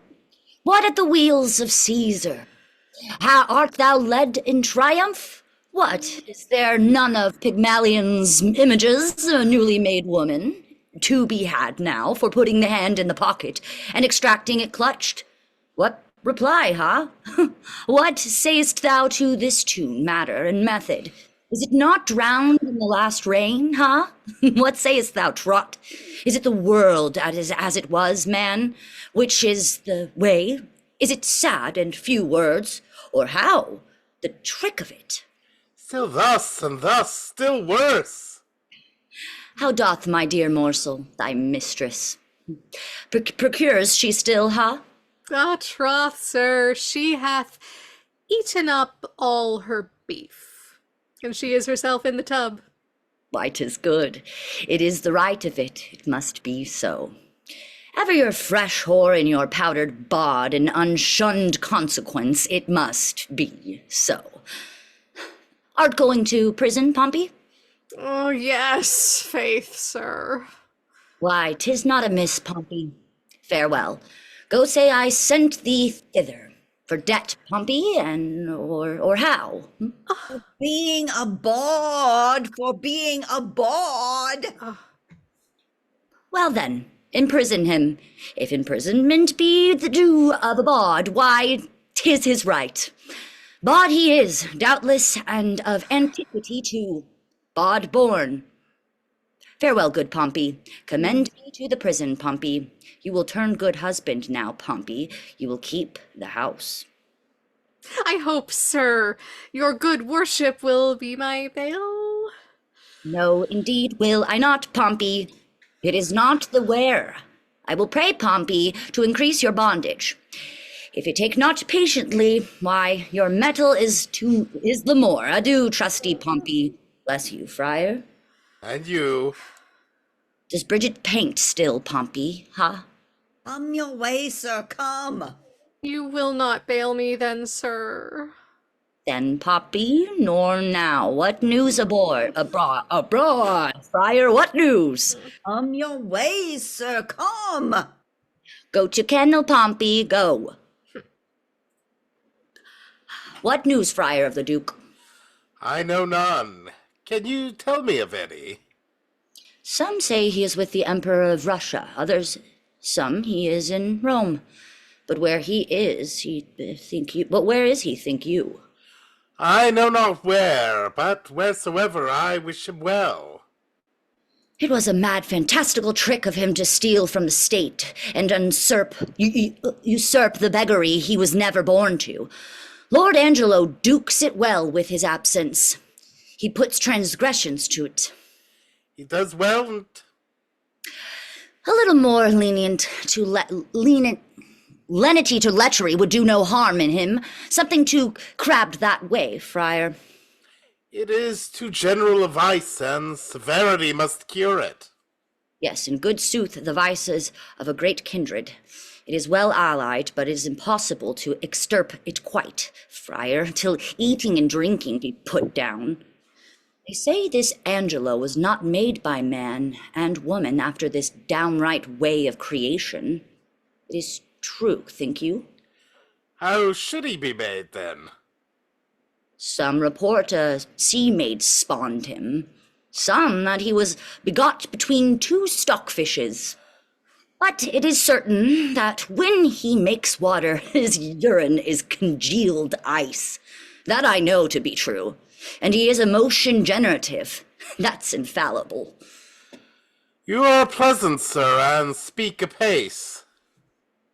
Why, what a ruthless thing is this in him, for the rebellion of a codpiece to take away the life of a man. Would the Duke that his absence have done this? Ere he would have hanged a man for getting 100 bastards, he would have had paid for the nursing 1,000. He had some feeling of the sport, he knew the service, and that instructed him to mercy. I never heard the absent Duke much detected for women. Oh, he was sir, not inclined that way. you are deceived. 'Tis not possible. Who not the Duke? Yes, your beggar of 50, and his use was to put a ducat in her clack dish. The Duke had crotchets in him. He would be drunk too, that let me inform you. You do him wrong, surely. Sir, I was inward of his. A shy fellow was the Duke, and I believe I know the cause of his withdrawing. What, I prithee, might be the cause? No, pardon. 'Tis a secret, must be locked within the teeth and the lips. But this I can let you understand. The greater file of the subject held the Duke to be wise. Wise? Why, no question but he was. A very superficial, ignorant, unweighing fellow. Either this is the envy in you, folly, or mistaking. The very stream of his life and the business he hath helmed must, upon a warranted need, give him a better proclamation. Let him be but testimony in his own bringings forth, and he shall appear to the envious a scholar, a statesman, and a soldier. Therefore you speak unskilfully, or, if your knowledge be more, it is much darkened in your malice. Sir, I know him, and I love him. Love talks with better knowledge, and knowledge with dearer love. Come, sir, I know what I know. I can hardly believe that, since you know not what you speak. But if ever the Duke return, as our prayers ere he may, let me desire you to make your answer before him. If it be honest you have spoke, you have courage to maintain it. I am bound to call upon you, and I pray you your name? Sir, my name is Lucio. well known to the Duke. You shall know you better, sir, if I may live to report you. I fear you not. Oh, you hope the Duke will return no more, or you imagine me too unhurtful and opposite. But indeed I can do you little harm. You'll forswear this again. I'll be hanged first. Thou art deceived in me, friar. But no more of this. Canst thou tell if Claudio die tomorrow or no? Why should he die, sir? Why? For filling a bottle with a tundish. I would the Duke we talk of were returned again.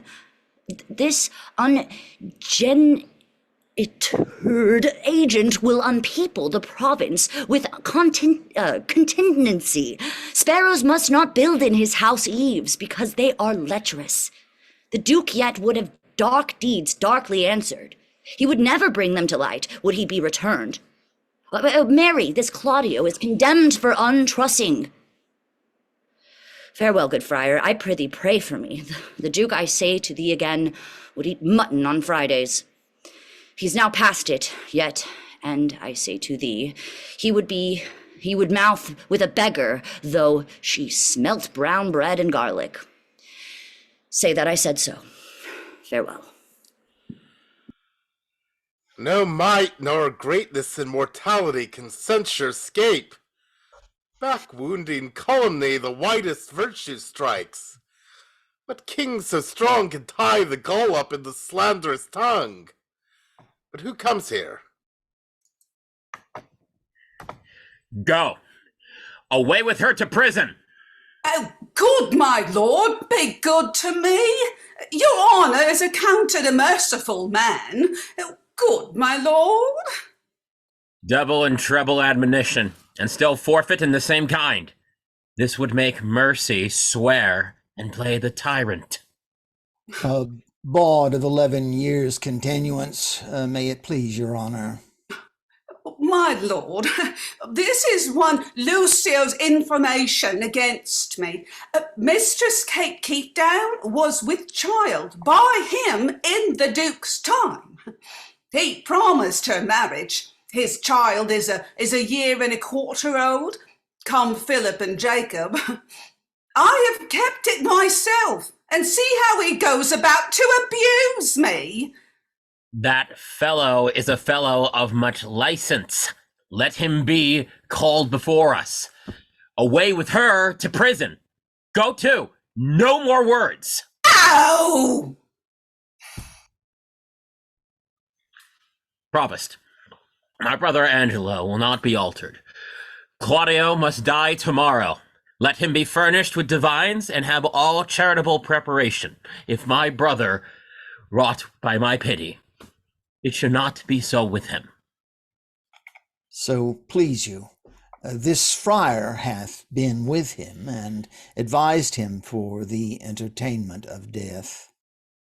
Good even, good father. Bliss and goodness on you. Of whence are you? Not of this country, though my chance is now to use it for my time. I am a brother of gracious order, late come from the sea, and special business from his holiness. What news abroad of the world? None, but there is so great a fever on goodness that the dissolution of it must cure it. Novelty is only in request, and it is as dangerous to be aged in any kind of course as it is virtuous to be constant in any undertaking. There is a scarce truth enough alive to make societies secure, but security enough to make fellowships accursed. Much upon this riddle runs the wisdom of the world. This news is old enough, yet it is every day's news. I pray you, sir, of what disposition was the Duke? One that, above all other strifes, contended especially to know himself. What pleasure was he given to? Rather rejoicing to see another marry than marry at anything which professed to make him rejoice. A gentleman of all temperance. But leave we him to his events, with a prayer they may prove prosperous, and let me desire to know how you find Claudio prepared. I am made to understand that you have lent him visitation. He professes to have received no sinister measure from his judge, but most willingly humbles himself to the determination of justice. Yet had he framed to himself by the instruction of his frailty many deceiving promises of life, which I by my good leisure have discredited to him, and now is he resolved to die. You have paid the heavens your function, and the prisoner the very debt of your calling. I have labored for the poor gentleman to the extremest shore of my modesty, but my brother Justice have I found so severe, that he hath forced me to tell him he is indeed Justice. If his own life answer the straightness of his proceeding, it shall become him well, wherein, if he chance to fail, he hath sentenced himself. I am going to visit the prisoner. Fare you well. Peace be with you. He who hath the sword of heaven will bear, should be as holy as severe, pattern himself to know, grace to stand and virtue go, more nor less to others' pain, than by self-offences wane. Shame to him whose cruel striking kills for faults of his own liking. Twice treble shame on Angelo, to weed my vice and let his grow. Oh, what may man with him hide, though angel on his outward side? How many like this made in crimes, making practice on the times, to draw with idle spiders' strings most ponderous and substantial things. Craft against vice I must apply. With Angelo tonight shall lie his old betrothed but despised. So disguised shall by the disguised pay with falsehood false exacting, and perform an old contracting.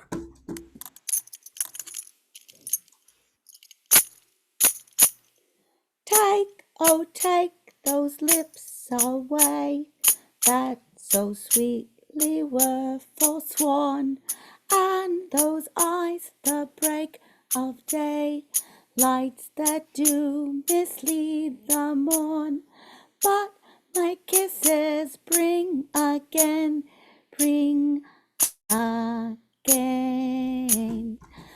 seals of love, but sealed in vain, sealed in Without thy song, and haste thee quick away.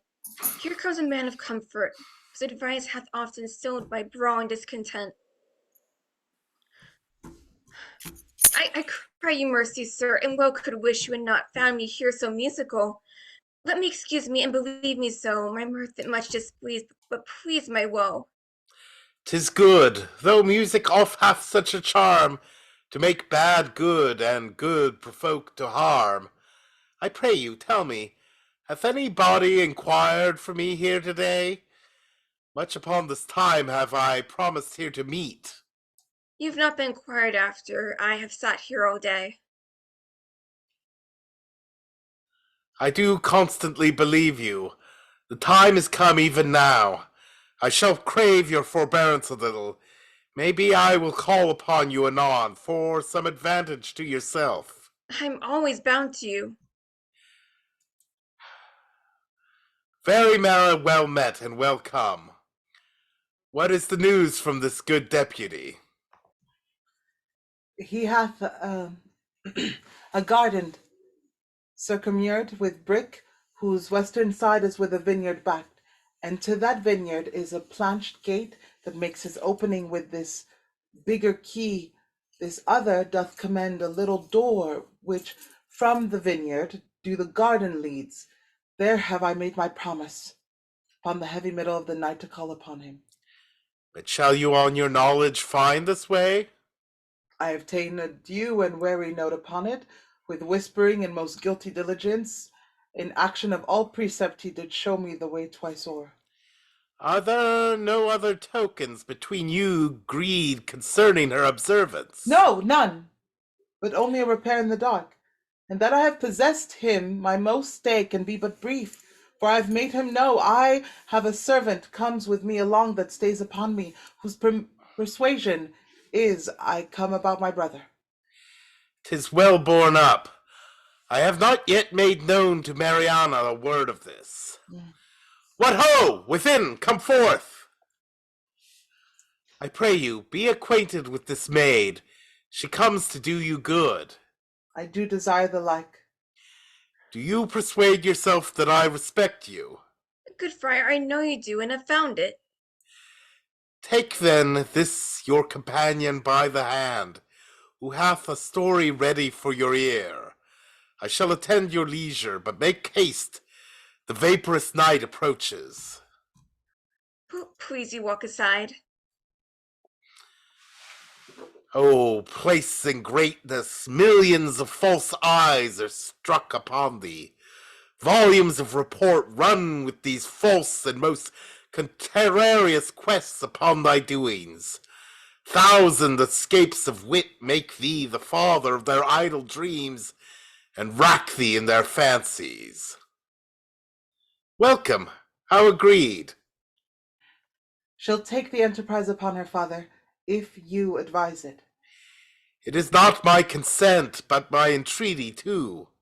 Little have you to say when you depart from him, but soft and low. Remember now, my brother. Fear me not.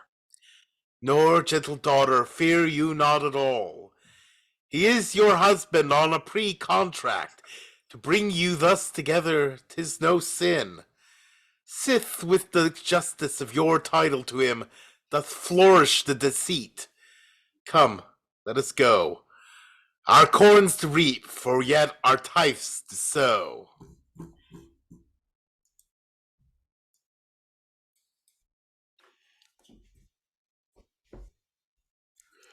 Come hither, Sirrah. Can you cut off a man's head? If the man be a bachelor, sir, I can. But if he be a married man, he's his wife's head, and I can never cut off a woman's head. Come, sir, leave me your snatches, and yield me a direct answer. Tomorrow morning are to die Claudio and Barnardine. Here is our prison a common executioner who in his office lacks a helper. If you will take it on you to assist him, it shall redeem you from your gyves. If not, you shall have your full time of imprisonment and your deliverance with an unpitied whipping, for you have been a notorious bawd. Sir, I have been an unlawful bawd time out of mind. But yet, I will be content to be a lawful hangman. I would be glad to receive some instruction from my fellow partner. Do I... What? Ho! ABHORSON! Where's ABHORSON there? Do you call, sir? Sirrah, here's a fellow will help you tomorrow in your execution. If you think it meet, compound with him by the year and let him abide here with you. If not, use him for the present and dismiss him. He cannot plead his estimation with you. He hath been a bawd. A bawd, sir. Fie upon him. He will discredit our mystery. Go to, sir. You weigh equally. A feather will turn the scale. Pray, sir, by your good favor, for surely, sir, a good favor you have, but that you have a hanging look. Do you call, sir, your occupation a mystery? Aye, sir, a mystery. Painting, sir, I have heard say is a mystery. And your whores, sir, being members of my occupation, using painting, do prove my occupation a mystery. But what mystery there should be in hanging, if I should be hanged, I cannot imagine. Sir, it is a mystery. Proof. Every man's true apparel fits your thief. If it be too little for your thief, your true man thinks it big enough. If it be too big for your thief thinks it little enough. So every true man's apparel fits your thief. Are you agreed? Sir, I will serve him, for I do find your hangman is a more penitent trade than your bawd. He doth oftener ask forgiveness. You, sirrah, provide your block and your axe tomorrow, 4 o'clock. Come on, Bod. I will instruct thee in my trade. Follow. I do desire to learn, sir, and I hope if you have occasion to use me for your own turn, you shall find me here. For truly, sir, for your kindness, I owe you a good turn. Call hither Barnardine and Claudio. The one has my pity, not a jot for the other. Being a murderer, though he were my brother. Look, here's the warrant, Claudio, for thy death. 'Tis not dead midnight, and by 8 o'clock thou must be made immortal. Where's Barnardine? As fast locked up in sleep as guiltless labor when it lies starkly in the traveler's bones. He will not wake. Who can do good on him? Well, go prepare yourself. But hark, what noise? Heaven give your spirits comfort. By and by, I hope it is some pardon or reprieve for the most gentle Claudio. Welcome, Father. The best and wholesomest spirits of the night envelop you, good Provost. Who called here of late? Oh, none since the curfew rung. Not Isabel? No. They will then, ere't be long. What comfort is for Claudio? There's some in hope. It is a bitter deputy. Not so, not so. His life is paralleled even with the stroke and line of his great justice. He doth with holy abstinence subdue that in himself which he spurs on his power to qualify in others. Were he mealed with that which he corrects, then were he tyrannous.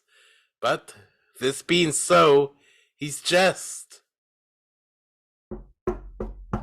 Now they are come.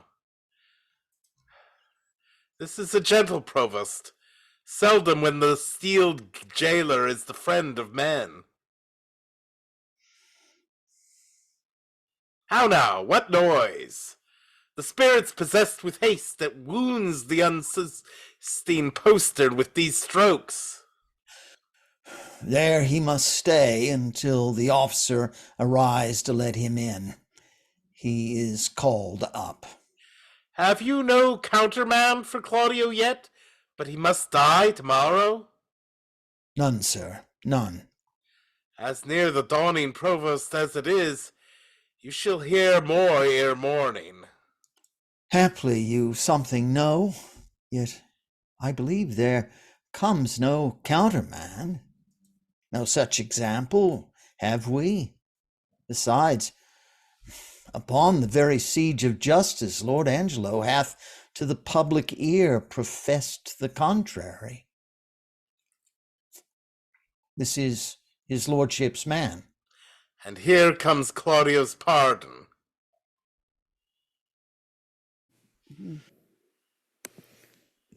Oh, sorry. My lord hath sent you this note, and by me this further charge that you swerve not from the smallest article of it, neither in time, matter, or other circumstance. Good morrow, for, as I take it, it is almost day. I shall obey him. This is his pardon, purchased by such sin for which the pardoner himself is in. Hence hath offence his quick celerity, when it is born in high authority. When vice makes mercy, mercy's so extended, that for the fault's love is the offender friended. Now, sir, what news? I told you, Lord Angelo, belike thinking me remiss in my office, awakes me with this unwonted putting on. Methinks strangely, for he hath not used it before. Pray you, let's hear.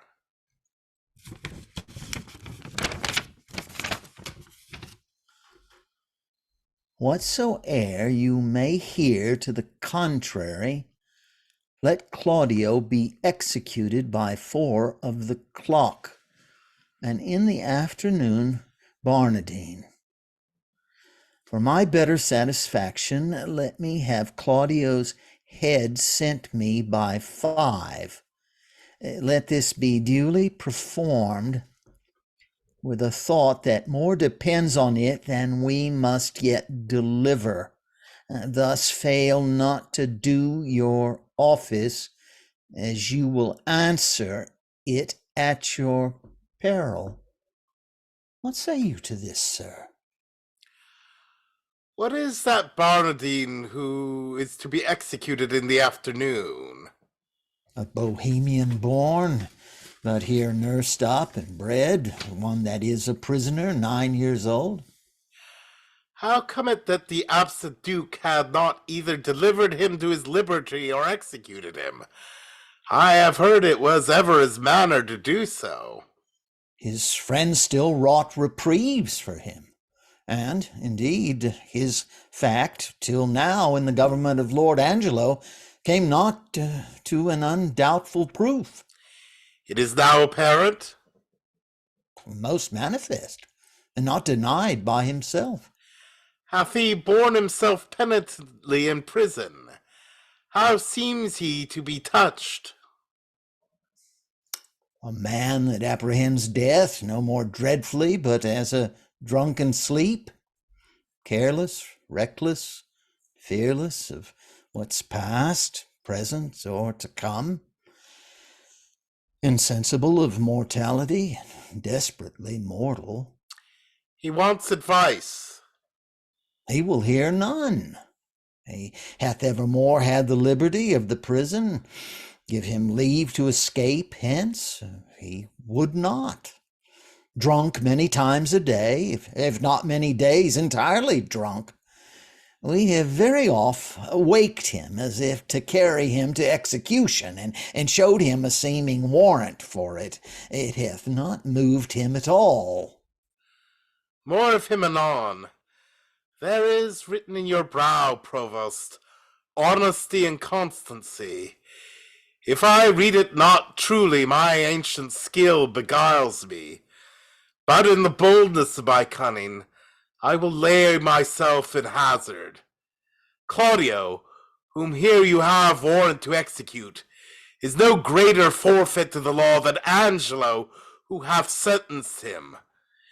To make you understand this in a manifested effect, I crave but 4 days' respite, for the which you are to do me both a present and a dangerous courtesy. Pray, sir, in what? In the delaying death. Alack, how may I do it, having the hour limited, and an express command, under penalty to deliver his head in the view of Angelo? I may make my case as Claudio's to cross this in the smallest. By the vow of mine order I warrant you, if my instructions be your guide, let this Bernardine be this morning executed, and his head borne to Angelo. Angelo hath seen them both, and will discover the favor. Oh, death's a great disguiser, and you may add to it. Shave the head and tie the beard, and say it was the desire of the penitent to be so bared before his death, You know the course is common. If anything fall to you upon this, more than thanks and good fortune, by the saint whom I profess, I will plead against it with my life. Pardon me, good father. It is against my oath. Were you sworn to the Duke or to the deputy? To him and to his substitutes. You will think you have made no offense if the Duke avouch the justice of your dealing. But what likelihood is in that? Not a resemblance, but a certainty. Yet since I see you fearful that neither my coat, integrity, nor persuasion can with ease tempt you, I will go further than I meant to pluck all fears out of you. Look, you sir, here is the hand and seal of the Duke. You know the character, I doubt not, and the signet is not strange to you. I know them both. The contents of this is the return of the Duke. You shall anon overread it at your pleasure. Where you shall find within these 2 days he will be here. This is a thing that Angelo knows not, for he this very day receives letters of strange tenor, perchance of the Duke's death, perchance entering into some monastery, but, by chance, nothing of what is writ. Look, the unfolding star calls up the shepherd. Put not yourself into amazement how these things should be. All difficulties are but easy when they are known. Call your executor, and off with Barnardine's head. I will give him a present shrift and advise him for a better place.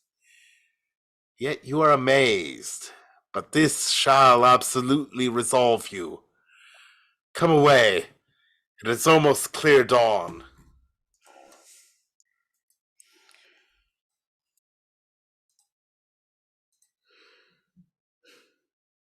I am as well acquainted here as I was in our house of profession. One would think it were Mistress Overdone's own house, for here there be many of her old customers. First, here's young Master Rash. He's in for a commodity of brown paper and old ginger, £9 17, of which he made 5 marks ready money. Marry, then ginger was not much in request, for the old women are all dead. Then here is one Master Caper, at the suit of Master Threepile the Mercer, for some 4 suits of a peach-colored satin, which now peaches him a beggar. There we have young Daisy and young Master Deepvow, and Master Copperspur and Master Starvelackey the rapier and dagger man, and young Dropair that killed Lusty Pudding, and Master Forthright the tilter, and brave Master Shooty the great traveller, and wild Halfcan that stabbed Potts. And I think 40 more, all great doers in our trade, are now, for the Lord's sake. Sire, bring Barnardine hither. Master Barnardine! Master Barnardine, you must rise and be hanged, Master Barnardine! What ho, Barnardine? Pox through your throat. Who makes that noise there? What are you? Your friends, sir. Hangman.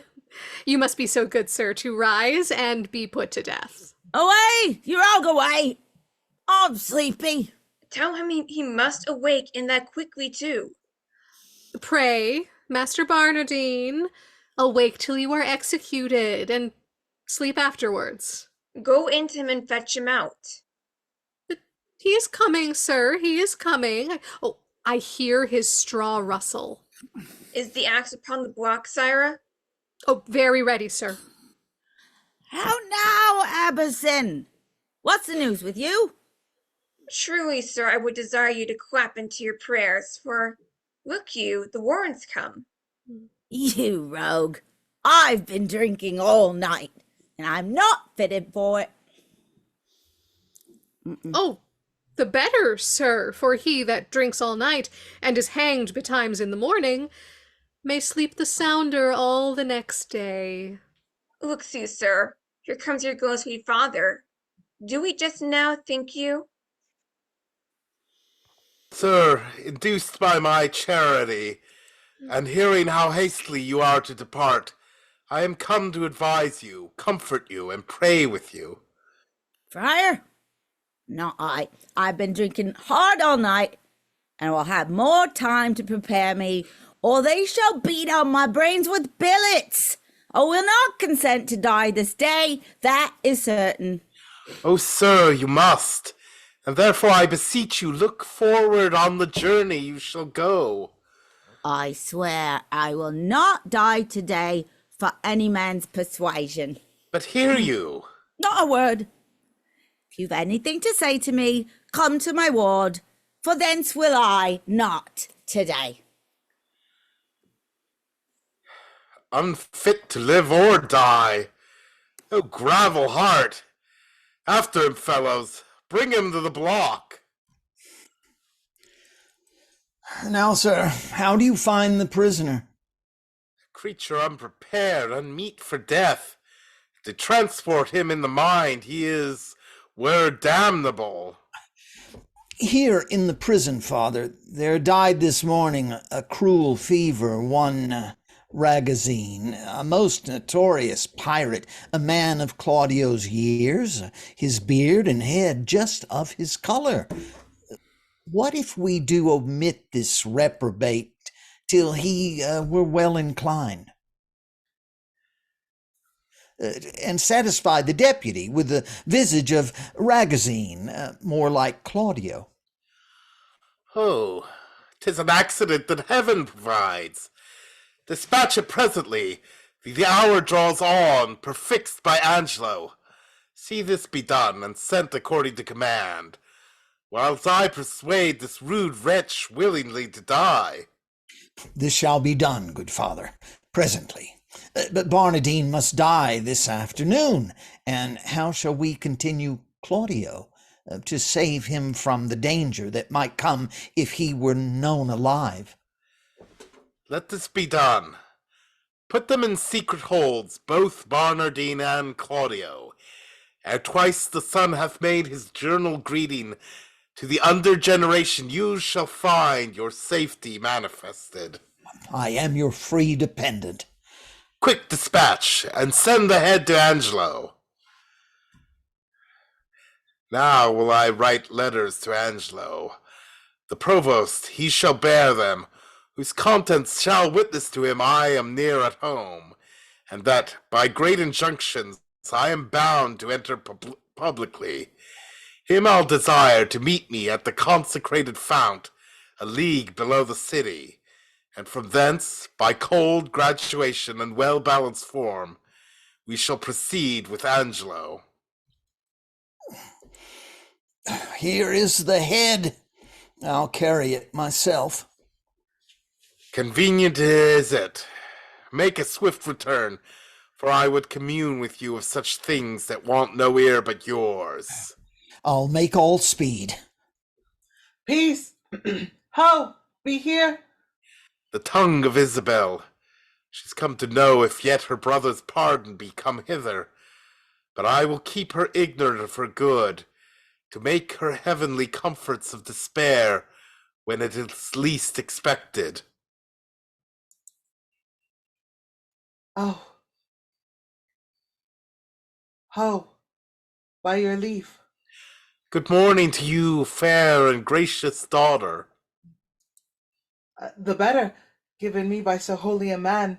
Hath yet the deputy sent my brother's pardon? He hath released him, Isabel, from the world. His head is off and sent to Angelo. Nay, but it is not so. It is no other. Show your wisdom, daughter, in your close patience. Oh, I will to him and pluck out his eyes. You shall not be admitted to his sight. Unhappy Claudio.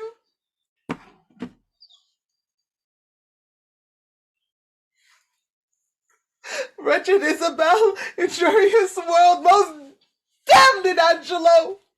This nor hurts him nor profits you a jot. Forbear it, therefore, give your cause to heaven.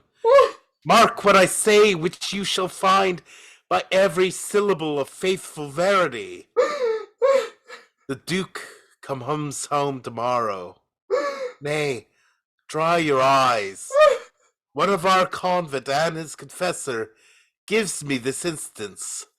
Already he hath carried notice to ESCALUS and ANGELO, who do prepare to meet him at the gates, there to give up their power. If you can, pace your wisdom in that good path that I would wish it go. You shall have your bosom on this wretch, grace of the Duke, revenges to your heart, and general honor. I am directed by you. This letter then to Friar Peter give. 'Tis that he sent me of the Duke's return. Say by this token I desire his company at Mariana's house tonight. Her cause and yours I'll perfect him withal, and he shall bring you before the Duke, and to the head of Angelo accuse him home and home. For my poor self I am combined by a sacred vow, and shall be absent. Wend you with this letter, command these fretting waters from your eyes with a light heart.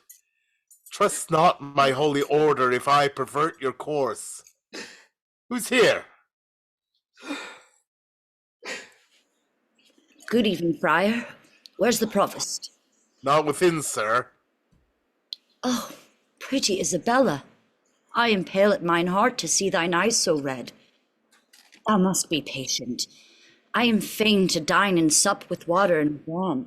I dare not, for my head, fill my belly. One fruitful meal would set me to it, but they say the Duke will be here tomorrow. By my troth, Isabel, I loved thy brother. If the old fantastical Duke of Dark Corners had been at home, he had lived.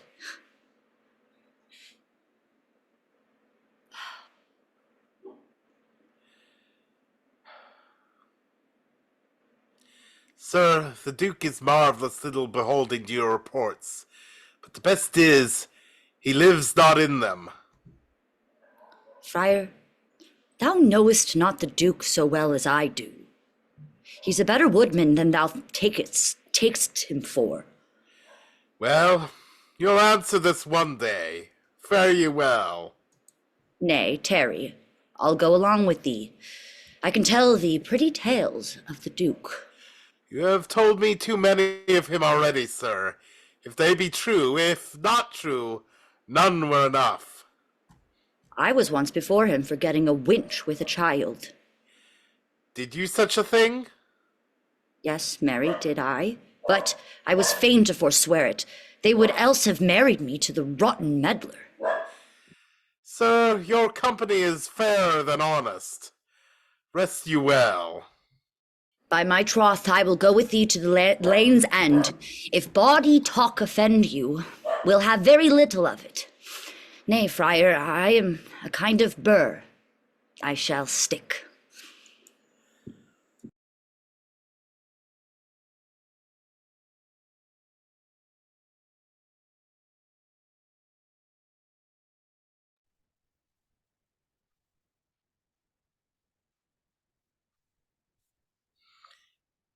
Yes.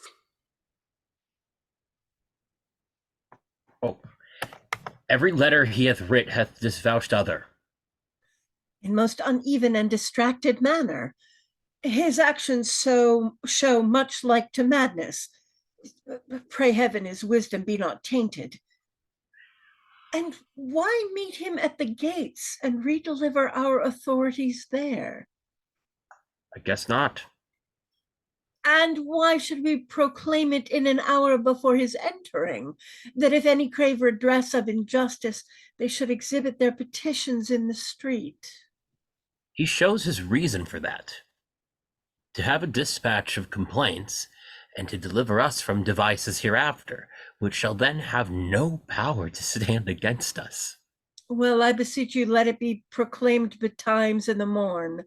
I'll call you at your house. Give notice to such men of sort and suit as are to meet him. I shall, sir. Fare you well. Good night. This deed unshapes me quite. Makes me unpregnant and dull to all proceedings. A deflowered maid, and by an eminent body that enforced the law against it. But that her tender shame will not proclaim against her maiden loss, how might she tongue me? Yet reason dares her no.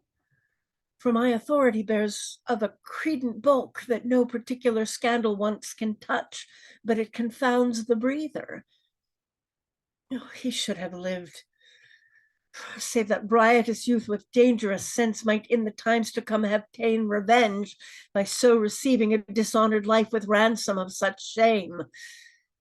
Oh, would yet he had lived! Alack, when once our grace we have forgot, nothing goes right. We would, and we would not.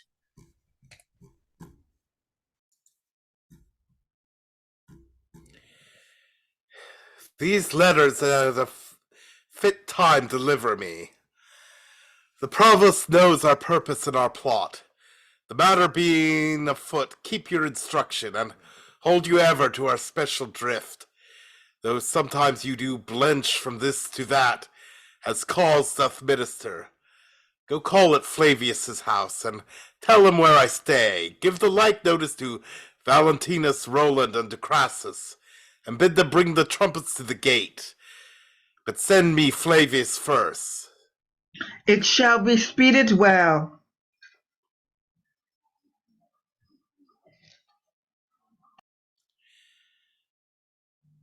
I thank thee, Varius, thou hast made good haste. Come, we will walk. There's other of our friends will greet us here anon, my gentle Varius.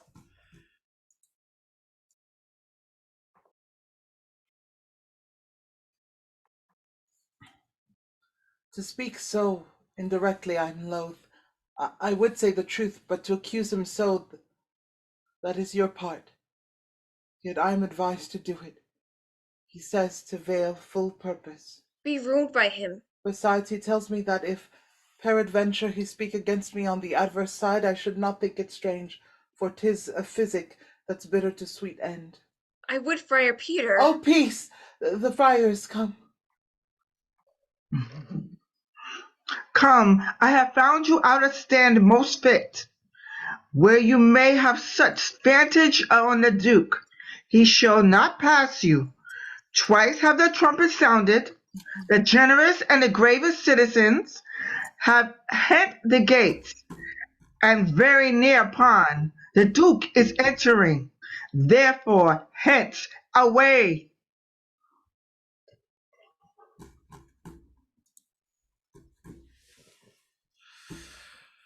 My very worthy cousin, fairly met. Our old and faithful friend, we are glad to see you. Happy return Happy be to your royal return to your grace. royal grace. Many and hearty thankings to you both. We have made inquiry of you, and we hear such goodness of your justice, that our soul cannot but yield you forth to public thanks, full running more requital. You make my bonds still greater. Oh, your desert speaks loud, and I should wrong it to lock it in the wards of covert bosom, when it deserves, with characters of brass, afforded residence gainst the tooth of time and razor of oblivion.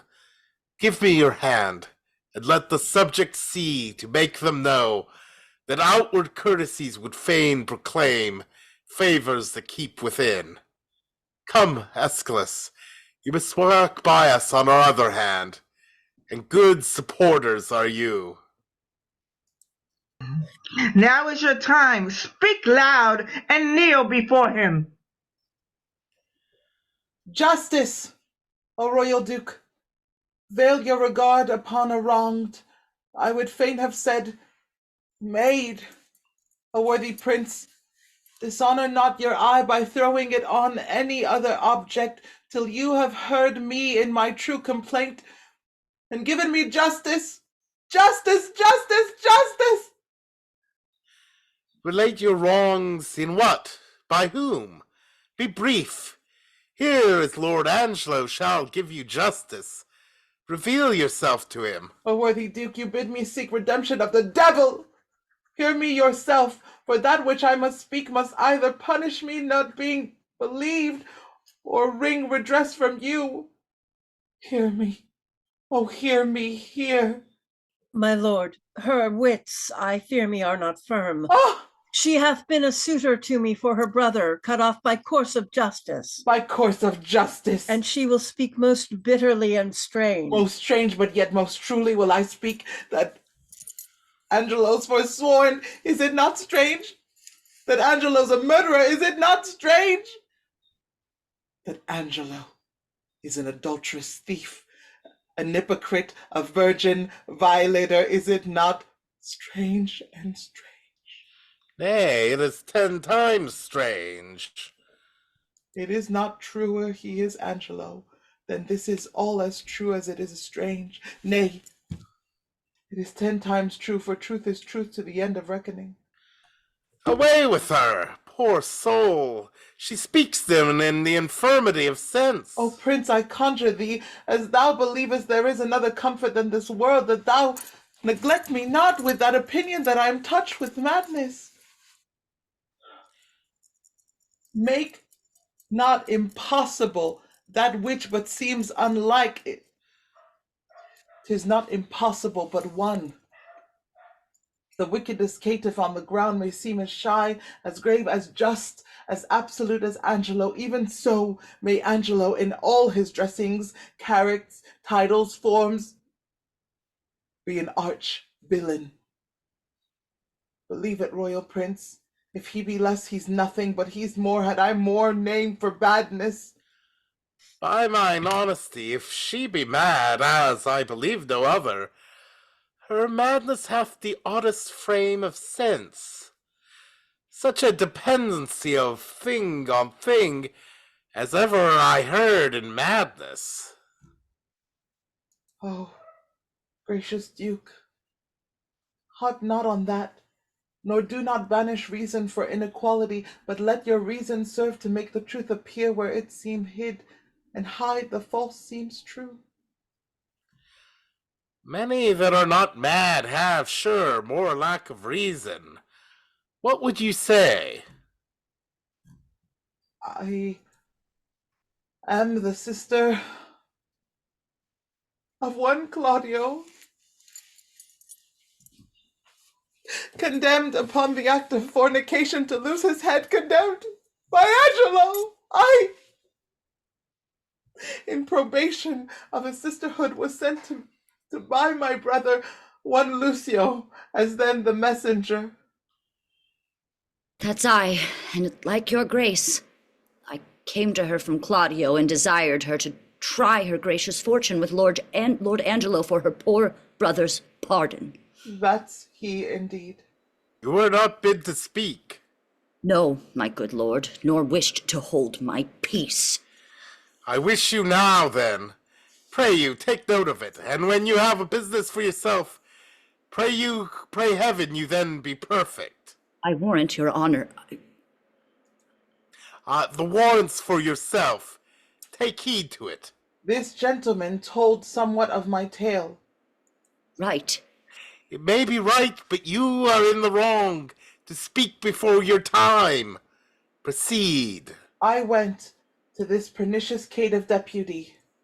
That's somewhat madly spoken. Pardon it, the phrase is to the matter. Mend it again. The matter, proceed. In brief, to set the needless process by, how I persuaded, how I prayed and kneeled, how he refelled me, and how I replied. For this was of much length.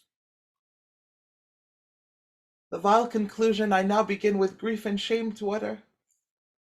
He would not but by gift of my chaste body to his concupiscible intemperate lust released my brother.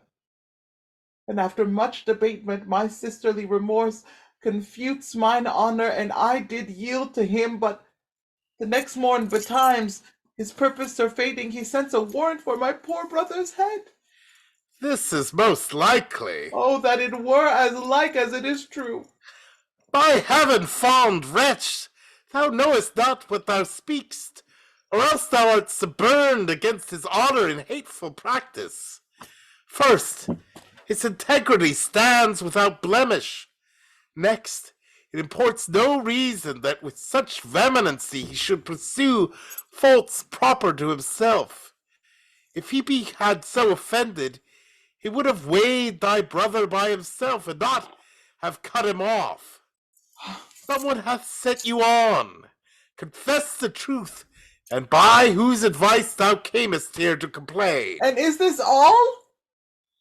Then, oh, you blessed ministers above, keep me in patience, and with ripened time unfold the evil which is here wrapped up in countenance.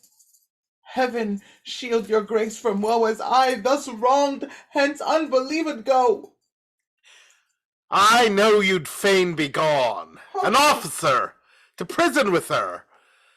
We thus permit a blasting and a scandalous breath to fall on him so near us? This needs must be a practice. Who knew of your intent in coming hither? One that I would were here, Friar Lodovick. A ghostly father belike. Who knows that Lodovick? My lord, I know him. 'Tis a meddling friar. I do not like the man. Had he been lay, my lord, for certain words he spake against your grace in your retirement, I had swinged him soundly. Words against me? This is a good friar belike. And to set on this wretched woman here against our substitute? Let this friar be found. But yesternight, my lord, she and that friar, I saw them at the prison. A saucy friar, a very scurvy fellow. Blessed be your royal grace. I have stood by my lord, and I have heard your royal ear abused. First hath this woman most wrongfully accused your substitute, who is a free from touch or soil with her, as she from one ungot. We did believe no less. Know you that Friar Ludovic she speaks of? I know him for a man divine and holy, not scurvy, nor a temporary meddler, as is reported by this gentleman, and on my trust, a man that never yet did, as he vouches, misreport your grace. My lord most villainously believe it. Well, he in time may come to clear himself. But at this instant he is sick, my lord, of a strange fever, upon his mere request, being come to knowledge that there was complaint, intent against Lord Angelo come hither, to speak as from his mouth. What he doubts know is true and false, and what he with his oath and all probation will make up full clear, whomsoever he convented, first for this woman, this justify his worthy nobleman so vulgarly or personally accused? Her shall you hear disapproved to her eyes, till she herself confess it. Good friar, let's hear it. Do you not smile at this, Lord Angelo? Oh, heaven, the vanity of wretched fools! Give us some seats. Come, cousin Angelo. In this I'll be impartial. Be you judge of your own cause. Is this the witness, friar? First, let her show her face, and after speak. Pardon, my lord, I will not show my face until my husband bid me. What, are you married? No, my lord. Are you a maid? No, my lord. A widow, then? Neither, my lord. Why, you are nothing, then, neither maid, widow, nor wife. My lord, she may be a punk, for many of them are neither maid, widow, nor wife. Silence that fellow. I would he have some cause to prattle for himself. Well, my lord. My lord, I do confess I ne'er was married, and I confess besides I am no maid. I have known my husband, yet my husband knows not that ever he knew me. He was drunk then, my lord. It can be no better. For the benefit of silence would thou wert so too. Oh, my lord. This is no witness for Lord Angelo. Now I come to it, my lord. She that accuses him of fornication, and self-same mare doth accuse my husband, and charges him, my lord, with such a time when I'll dispose I had him in mine arms with all the effect of love. Charges she more than me? Not that I know. No? You say your husband. Why, just my lord, and that is Angelo, who thinks he knows that he ne'er knew my body, but knows he thinks that he knows Isabel's. This is a strange abuse. Let's see thy face. My husband bids me now. I will unmask. That is the face, thou cruel Angelo, which once thou sworest was worth the looking on. This is the hand which, with a vowed contract, was fast belocked in thine. And this is the body that took away the match from Isabel, and did supply thee at thy garden house in her imagined person. Know you this woman? Honorly, she says. Sirrah, no more! Enough, my lord. My lord, I must confess I know this woman, and 5 years since there was some speech of marriage betwixt myself and her, which was broke off, partly for that her promised proportions came short of composition, but in chief for that her reputation was disvalued in levity, since which time of 5 years I never spake with her, saw her, nor heard from her, upon my faith and honor. Noble prince, as there comes light from heaven and words from breath, as there is sense in truth and truth in virtue, I am affianced this man's wife as strongly as words can make of vows. And, my good lord, but Tuesday night last gone in Garden's house, he knew me as a wife, and this is true. Let me in safety raise me from my knees, or else forever be confixed here a marble monument. I did but smile till now. Now, good my lord, give me the scope of justice. My patience here is touched. I do perceive these poor informal women are no more but instruments of some more mightier member that sets them on. Let me have way, my lord, to find this practice out. Ay, with my heart, and punish them to your height of pleasure. Thou foolish friar, and thou pernicious woman, compact with her that's gone, thinkest thou thy oaths, though they would swear down each particular saint, were testimonies against his worth and credit that's sealed in approbation?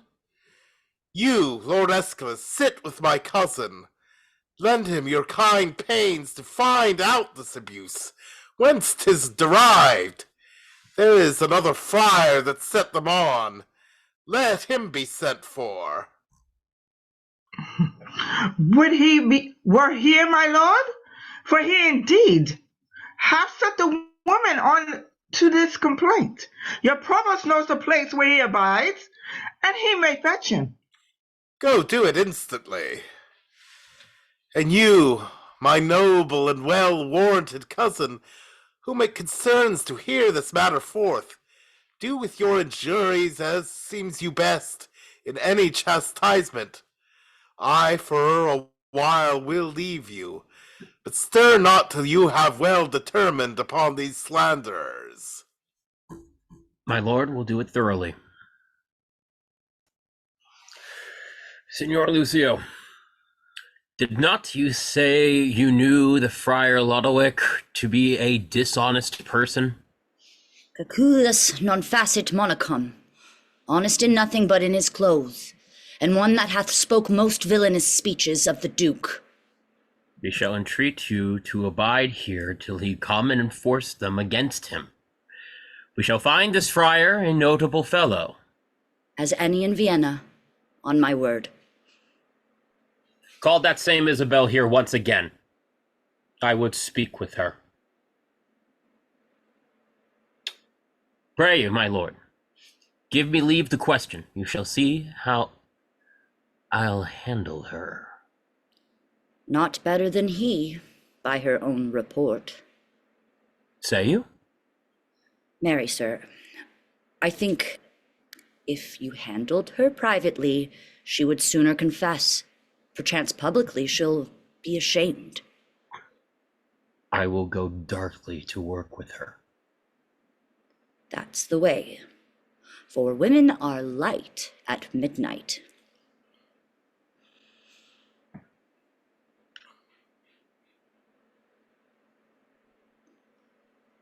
Come on, mistress.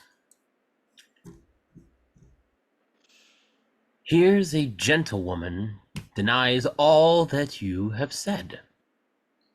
My lord, here comes the rascal I spoke of. Here with the provost. In very good time. Speak not you to him till we call upon you. Mum. Come, sir. Did you set these women on to slander Lord Angelo? They have confessed you did. 'Tis false. How? Know you where you are? Respect to your great place, and let the devil be sometime honored for his burning throne. Where is the Duke? 'Tis he should hear me speak. The Duke's in us, and we will hear you speak. Look, you speak justly. Boldly at least. But, oh, poor souls! Come you to seek the lamb here of the fox? Good night to your redress. Is the Duke gone? Then is your cause gone too. The Duke's unjust thus to retort your manifest appeal, and put your trial in the villain's mouth, which here you will come to accuse. This is the rascal. This is he I spoke of. Why, thou unreverend and unhallowed friar? Is't not enough thou hast suborned these women to accuse this worthy man, but in foul mouth and in the witness of his proper ear to call him villain, and then to glance from him to the Duke himself to tax him with injustice? Take him hence to the rack with him! We'll touse you joint by joint, but we will know his purpose, what unjust. Be not so hot. The Duke dare no more stretch this finger of mine that he dare rack his own. His subject am I not, nor here provincial. My business in the state made me a looker on here in Vienna, where I have seen corruption boil and bubble till it overrun the stew.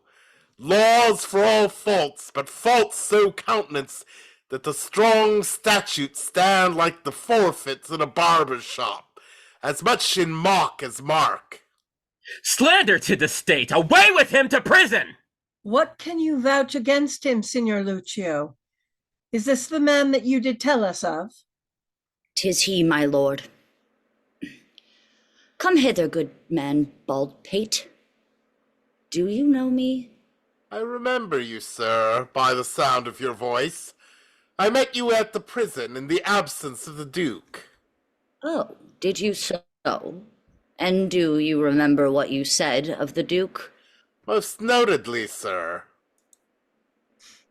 Do you so, sir? And was the Duke a fleshmonger, a fool, and a coward, as you then reported him to be? You must, sir, change persons with me ere you make that my report. You indeed spoke so of him, and much more, much worse. Oh, thou damnable fellow!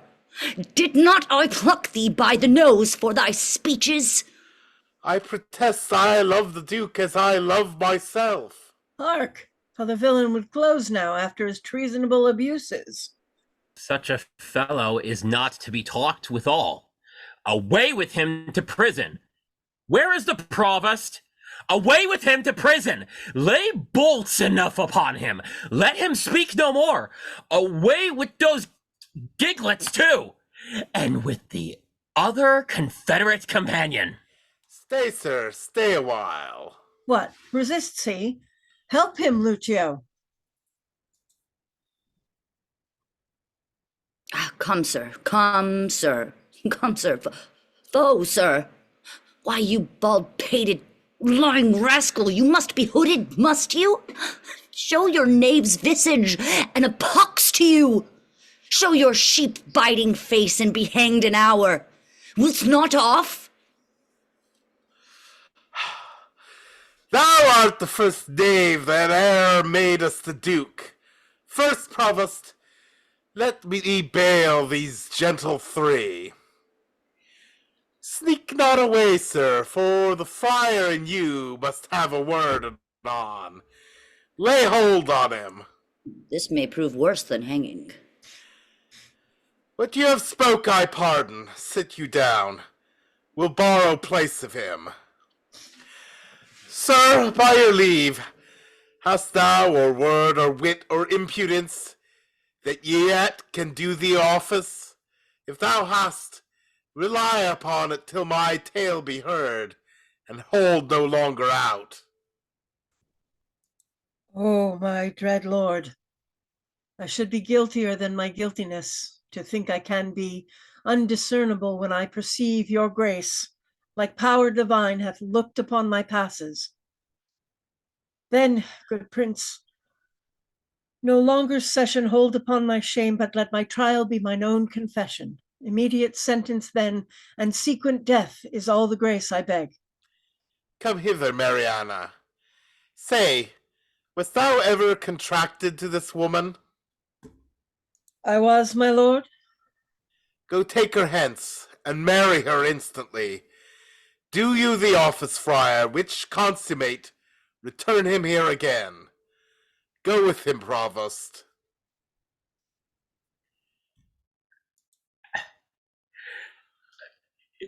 My lord, I am more amazed at his dishonor than at the strangeness of it. Come hither, Isabel. Your friar is now your prince. As I was then, advertising and holy to your business, not changing heart with habit, I am still attorneyed at your service. Oh, give me pardon that I, your vassal, have employed and pained your unknown sovereignty. You are pardoned, Isabel. And now, dear maid, be you as free to us. Your brother's death, I know, sits at your heart. And you may marvel why I obscured myself, laboring to save his life, and would not rather make rash remonstrance of my hidden power than let him be so lost. O most kind maid, it was the swift celerity of his death, which I did think with slower foot came on, that brained my purpose. Be it peace be with him. That life is better life, past fearing death, than that which lives to fear. Make it your comfort. So happy is your brother. I do, my lord. For this new married man approaching here, whose salt imagination yet hath wronged your well-defended honor, you must pardon for Mariana's sake. But as he adjudged your brother, being criminal in double violation of sacred chastity and of promise breach thereon dependent for your brother's life, the very mercy of the law cries out most audible even from his proper tongue, an Angelo for Claudio, death for death. Haste still pays haste, and leisure answers leisure. Like doth quit like, and measure still for measure.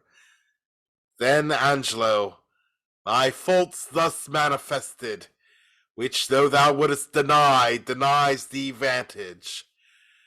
We do condemn thee to the very block where Claudio stooped to death, and with like haste.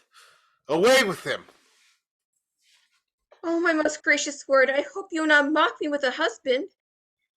Tis your husband mocked you with a husband. Consenting to the safeguard of your honor, I thought your marriage fit. Else imputation, for that he knew you, might reproach your life and choke your good to come.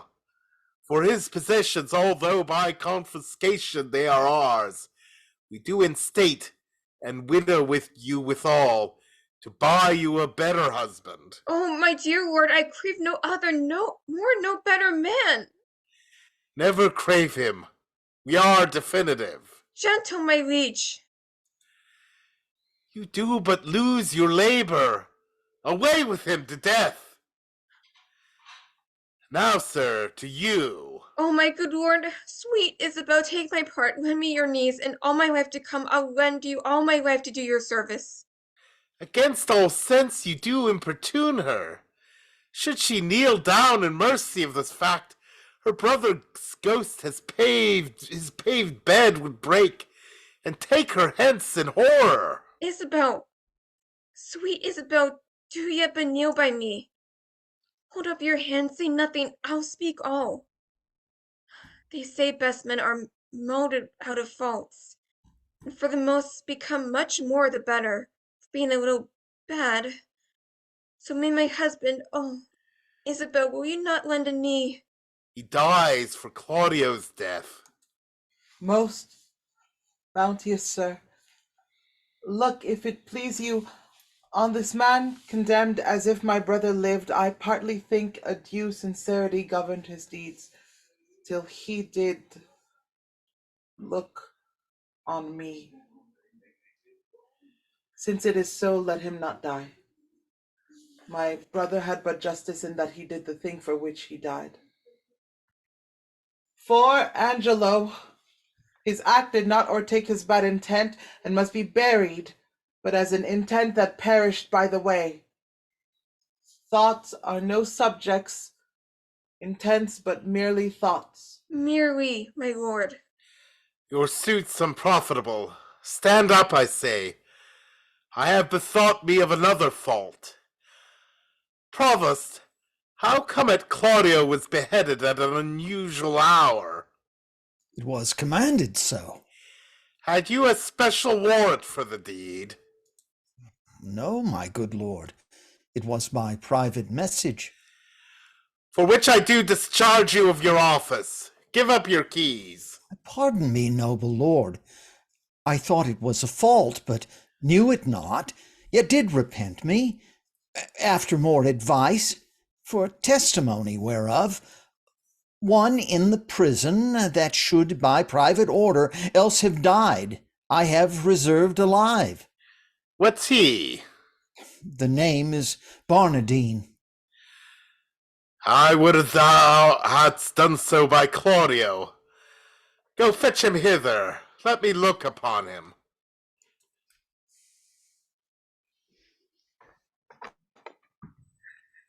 I am sorry. One so learned and so wise as you, Lord Angelo, still have appeared, should slip so grossly, both in the heat of blood and lack of tempered judgment afterward. I am sorry that such sorrow I procure. And so deep sticks it in my penitent heart that I crave death more willingly than mercy. 'Tis my deserving, and I do entreat it. Which is that Barnardine? This, my lord. There was a friar told me of this man. Sirrah, thou art said to have a stubborn soul that apprehends no further than this world, and squarest thy life according. Thou art condemned, but for these earthly faults I quit them all, and pray thee take this mercy to provide for better times to come. Friar, advise him. I leave him to your hand. What muffled fellow's that? This is another prisoner that I saved, who should have died when Claudio lost his head. as like almost to Claudio as himself. Claudio! If he be like your brother, for his sake is he pardoned, and for your lovely sake, give me your hand and say you will be mine. He is my brother too, but fitter time for that. By this Lord Angelo perceives he's safe. Methinks I see a quickening in his eye. Well, Angelo, your evil quits you well. Look that you love your wife, her worth yours. I find an apt remission in myself. And yet here's one in place I cannot pardon. You, sirrah, that knew me for a fool, a coward, one all of luxury, an ass, a madman, wherein have I so deserved of you that you extol me thus? Faith, my lord, I spoke it but according to the trick. If you will hang me for it, you may. But I had rather would you please, I might be whipped. Whipped first, sir, and hanged after. Proclaim it, provost, round about the city. Is any woman wronged by this lewd fellow, as I have heard him swear himself there's one whom he begot with child? Let her appear, and he shall marry her. The nuptial finished, let him be whipped and hanged. I beseech your highness, do not marry me to a whore. Your highness said, even now I made you a duke. Good my lord, do not recompense me in making me a cuckold. Upon mine honor, thou shalt marry her. Thy slanders I forgive, and therewithal remit thy other forfeits. Take him to prison, see our pleasure herein executed. Marrying a punk, my lord, is pressing to death, whipping and hanging. Slandering a prince deserves it. She, Claudio, that you wronged, look you restore. Joy to you, Mariana. Love her, Angelo. I have confessed her, and I know her virtue. Thanks, good friend Aeschylus, for thy much goodness. There's more behind that is more gratulate. Thanks, Provost, for thy care and secrecy. We shall employ thee in a worthier place. Forgive him, Angelo, thou brought you home, the head of Ragozine for Claudio's. The offense pardons itself. Dear Isabel, I have a motion much imports your good, whereto if you'll a willing ear inclined, what's mine is yours, and what is yours is mine. So bring us to our palace, well we'll show what's yet behind, that's meet you all should know.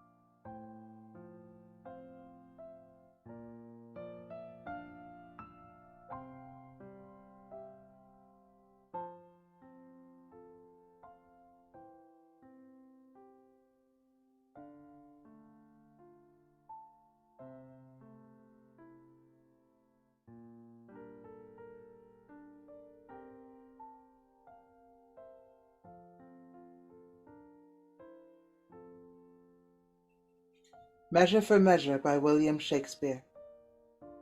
Nicole Godino was Angelo. Jacqueline Elisabeth was Isabella. Paula K. Long as Elbow. Brigid Pfeifer as Mariana, Juliet, and ABHORSON. Lucky King as Friar Thomas, Friar Peter, and Justice. Hayley Elisabeth as Lucio. Chance Dudley as Froth and Second Gentleman, Elizabeth Morris as Pompey, Kealoha Petersen as Duke Vincentio, Chris Emanuel as Claudio, Paul Uhler as Provost, Ollie as ESCALUS, Marcia French as Mistress Overdone and Servant, and Dodie Whitaker as First Gentleman Francisca Barnardine, Messenger, and Boy.